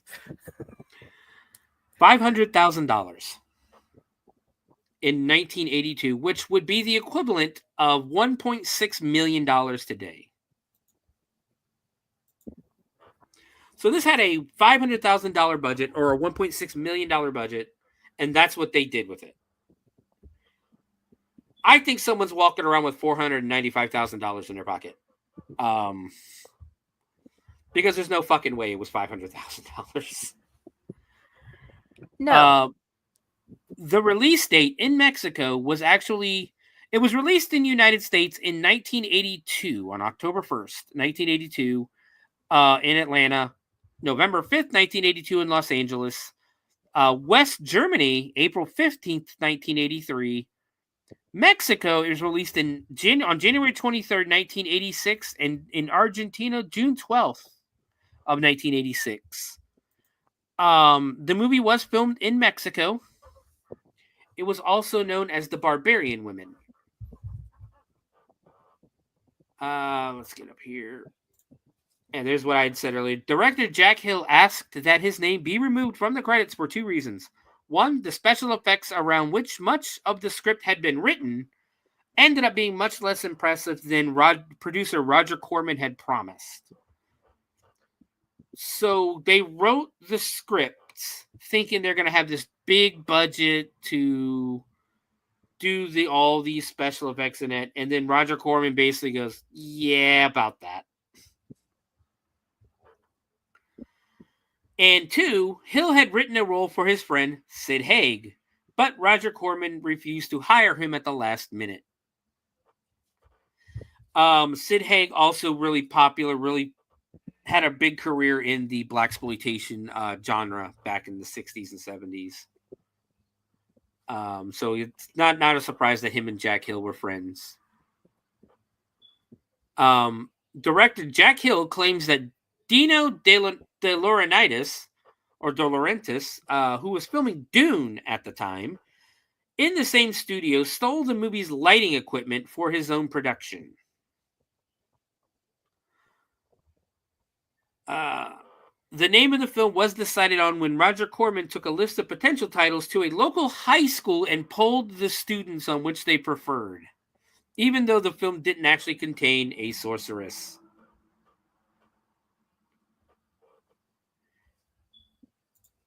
Let's see. During production, 2 days worth of footage was destroyed by an explosion in the studio's film vault.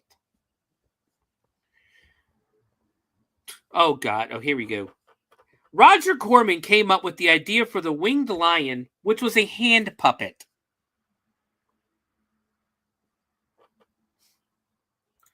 What do you think of that one, Jen? It makes more sense. It was a fucking hand puppet. You had the hand puppet and the lady in the green sky. It's... Douglas Sanders studied apes at the zoo for his role as Hunu, the monkey man.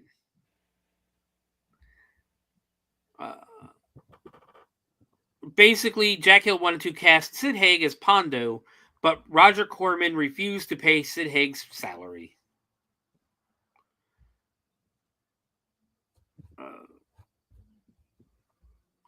After the film was finished, producer Roger Corman had it recut and removed director Jack Hill's name from it, though Hill said over the years he asked to have his name removed because he didn't like the changes Corman made.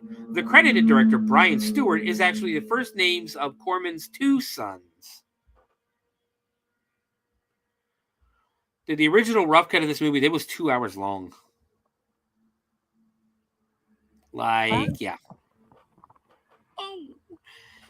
So, what happened to Lee and Lynette Harris, you may ask? So, in 1989, Lee and Lynette Harris were indicted by a federal grand jury in Milwaukee, Wisconsin, on income tax evasion charges. The government alleged that they were paid a total of $1 million by an elderly millionaire for sexual services rendered and never paid taxes on the money. So, yes, if you are a prostitute, you are still required to pay taxes. The sisters were convicted at trial, but in 1991, the convictions were reversed on appeal and the case was dismissed. Jim Wynorski, who working in the advertising department of Roger Corman's company, wrote the script in a single week. Yeah, I can see that. After Corman asked him to. A clip of this movie is on the first 50 worst movies ever made DVD.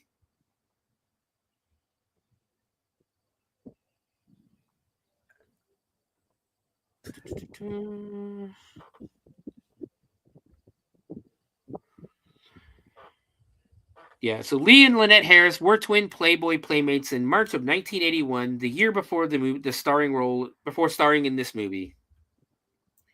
And that would be the last time we would ever see them on screen. Yeah, that ruined their careers, most definitely. Yeah. So, all right, Jen, this is our favorite part of the show. Moving into reviews. As usual, I always let the guest go first. I give it a 2.5. So, but that just you want to go into why you didn't why you gave it 2.5? Yeah, I was trying to figure out how to word it properly. I give it 2.5 because I've already given like 2 other movies that to me felt worse, like a 1 and a -1. Well, a 0.5. So I gave it a 2.5 because it has a better plot. It's mostly understandable how they got from point A to point B. There's plenty of scenes to make what they tried to do seem like it makes sense, and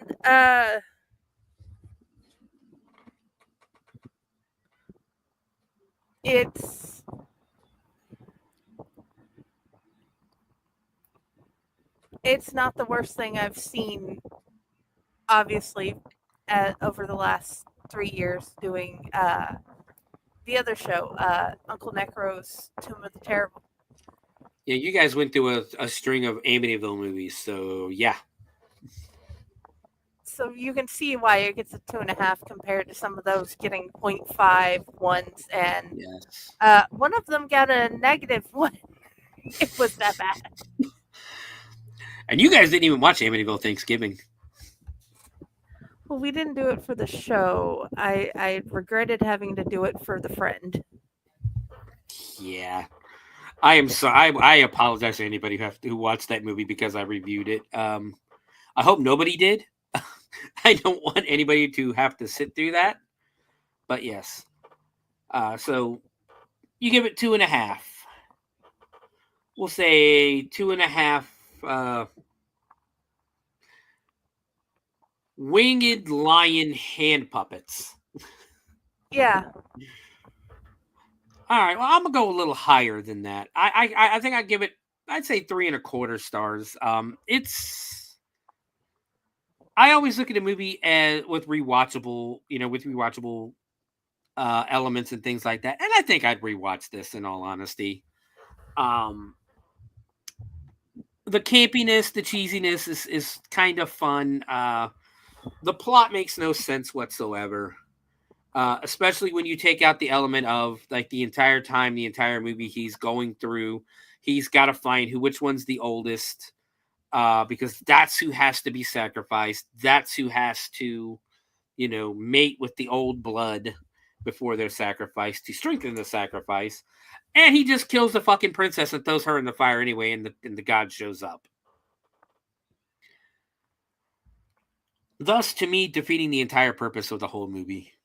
The whole thing where they don't know what women are or what the reproductive values of women are or anything like that kind of didn't sit well with me. I don't understand how that contributes to the story. I get being naive, but I'm pretty sure everybody, even back in whatever time this was, everybody was taught the differences between, male and female. But what can happen if you do anything with a guy of the sexual nature and Yes. so on. And then it got even weirder when Mara and Erlich were having sex, and all of a sudden Mira just starts like orgasming on her own in front of everybody else. And Baldar just like, yep, that's Erlich. So yeah, but I mean, at the end of the day, it's the campiness, the cheesiness. Again, it could also be the benefit of the benefit that I've had of seeing Jim Wynorski movies in the past and knowing just how cheesy, campy, and silly his movies can get. Like I said, he did. I think it was the Erotic Witch Project or the Bear Witch when he got in the 90s. He did like a kind of like a sexual spoof of like a Skinamax spoof of the Blair Witch Project, which a lot of people did those. And he's got his newest Jim Wynorski's latest movie is Dino Gator. Attack of the 50-Foot Cam Girl, Bigfoot or Bust, Giantess Battle Attack. Like a lot of movies on Tubi. Shark Babes, he's got a movie called Scared Topless. Cobra Gator. Arkansas Women's Prison Massacre, which I do not suggest to anybody watch. Camel Spiders, Busty Cops and the Jewel of Denial, Busty Cops Go Hawaiian. He did Dino Croc and Super Gator. A lot of these are his as his pseudonyms as well. So if you see a movie with Rob Robertson or Harold Blueberry or Salvador Ross, that's him. The Hills Have Thighs, Devil Wears Nada, Cleavage Field. Actually, it was the Bear Wench. I take it back. It was the Bear Wench. And he also did the Witches of Brestwick. I forgot what I was going with this. Basically, the silliness and the campiness, like the Bear Wench Project, was literally a bunch of women just taking their clothes off for no reason whatsoever. Like, because they were in the woods. So, like I said, I think that's why I feel comfortable with a 3.25 because, or 3.25 stars, because I think I could rewatch the movie. And remember going, oh yeah, that part's stupid. But yeah, that's gonna do Sorceress here on the Bloody Binge Movie Podcast. What did you think of your first foray into the sci-fi fantasy realm here on the show, at least? I think I like Barbarella better. Well, yeah. This also was one of the movies that kind of took and tried to. It came out after Conan the Barbarian, so of course, everybody and their brother now is making barbarian and fantasy movies because of how much money Conan the Barbarian made. But Robert E. Howard still did it better. True. Well, at the same time, too, they also wrote the script thinking, oh, we're going to have this giant budget. Roger Corman signed on, he's a legend. And what do you mean we get $30 for special effects? But Jen, where can we find you? You can find me. I'm the ghost that ruffles your hair while you're sleeping. I am always at Owlite, always at Fake Horror. Friday with the Library in the Blue Box was my original baby, and my author page, Jennifer Elliott. And you can also go ahead. Sorry. And I just hope I get to try this again with you later on Bloody Binge. Of course. And don't forget, you can find Jen every Monday on Uncle Necro's Tomb of the Terrible. Oh yeah. What are you guys watching this week? Hold on a second. I should know this. My brain just went blank. This just means she hasn't watched it yet. No, I don't normally watch them until like Monster in the Closet. I do Sunday. We usually do these on Sundays when Josh is off. Okay. And yours, I just get to watch anytime I want. Yeah, this. Some of the stuff that I pick, I'm not gonna lie. I will tell you right now, I do still blame my wife for Killing Tree. She's the one that picked that out for me to watch, and I went back and I was like, you know what? You're gonna watch this shit with me now. That is the whole reason why Chaos ended up on Tomb of the Terrible. He was watching the movies with me, and I'm like, you know what? You're gonna come join me. Mine was more about you did this to me, so I guess you're part of this now. You're watching it. But you can find me everywhere at the Bloody Binge Movie Podcast, on Facebook, on Twitter, X, on YouTube. You can email me at bloodybinge@gmail.com for any movie suggestions or any kind of suggestions on the show. Coming up on the Bloody Binge Movie Podcast for the next few weeks, we have next week, of course, we're going to do the show on Thursday next week. Friday, of course, I will be at the haunt, so we're going to do this Thursday evening, 9:00. To my knowledge, Raz says he will be able to join, so he might be joining me. Jen, of course, you're more than welcome. Okay. We are doing shivers. We are doing romantic serial killers. Ooh. As of right now, basically the rule of the show is going to basically be lovers, lane killers, and serial killing couples. Anything that have to do with love. As of right now, my plan is to talk about the Colonial Parkway murderers. Those are the ones that I grew up with that terrified me. We have the Tinder murderer. We have the Barbie killers. And a few other ones to go over. We are probably not going to do a news segment on Thursday because of how much information a lot of these stories have. We might even let Jen do Bonnie and Clyde. Maybe we'll see what's going on. Okay. We'll see how much you know about the history of Bonnie and Clyde. Just tell me how long you want the essay. We'll see. We'll see what's going on. Like I said, we'll see what I have. I have a list of people I need to look up. I've already done the Colonial Parkway is ready for it. I got to get going on a lot of these other ones. The Barbie killers especially have a lot of information. I know they were pretty big, pretty brutal, that one's a little disturbing too. So, about your theme is it could be a multiple episode theme. Yes. Well, I don't want to do because as much information as there is out there, like about the Colonial Parkway killers, I don't think there's enough information there to do an entire episode. Oh, I mean, you can do multiple couples. Yes. Like one episode you pick a group and then later on you just decide I want to do another couples episode and then we get to enjoy that.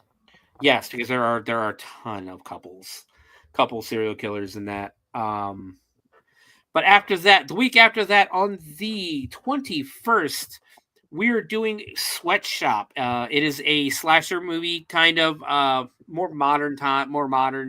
I think it came out in 2021 or 2022. And then the week after that, we celebrate Mardi Gras. We'll talk about the history of Mardi Gras, and we will watch Mardi Gras Massacre. Then we move into the month of March. In March, on the first weekend of March, which I believe is also the 7th, we are watching American Ninja. That is a movie I wanted to do a martial arts movie, and that's a movie I grew up watching, and I love that movie. So my opinion on that might be a little biased. But we'll be watching American Ninja. On the 14th is our St. Patty's Day episode, and we have Unlucky Charms from Full Moon Pictures.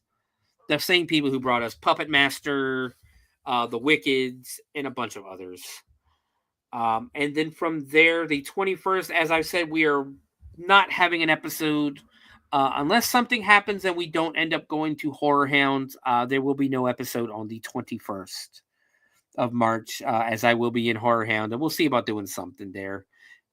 And finally, on the 28th of March, we are doing, that is our spring break episode, and we are going to watch 2012's Bikini Spring Break, a cult comedy. So all that is coming up on the Bloody Binge Movie Podcast. I'm still working on April, but April 4th is our 1-year anniversary show. Oh, brutal. So I'm trying to figure out something special to do for that. I don't know if it'll be a special movie or if we'll do a live watch along or something, maybe. Where people can watch a movie with us. I just realized I spelled sorcerer wrong down there. Damn it. Well, I do know this guy that can give us permission to watch a movie. A certain movie, yep.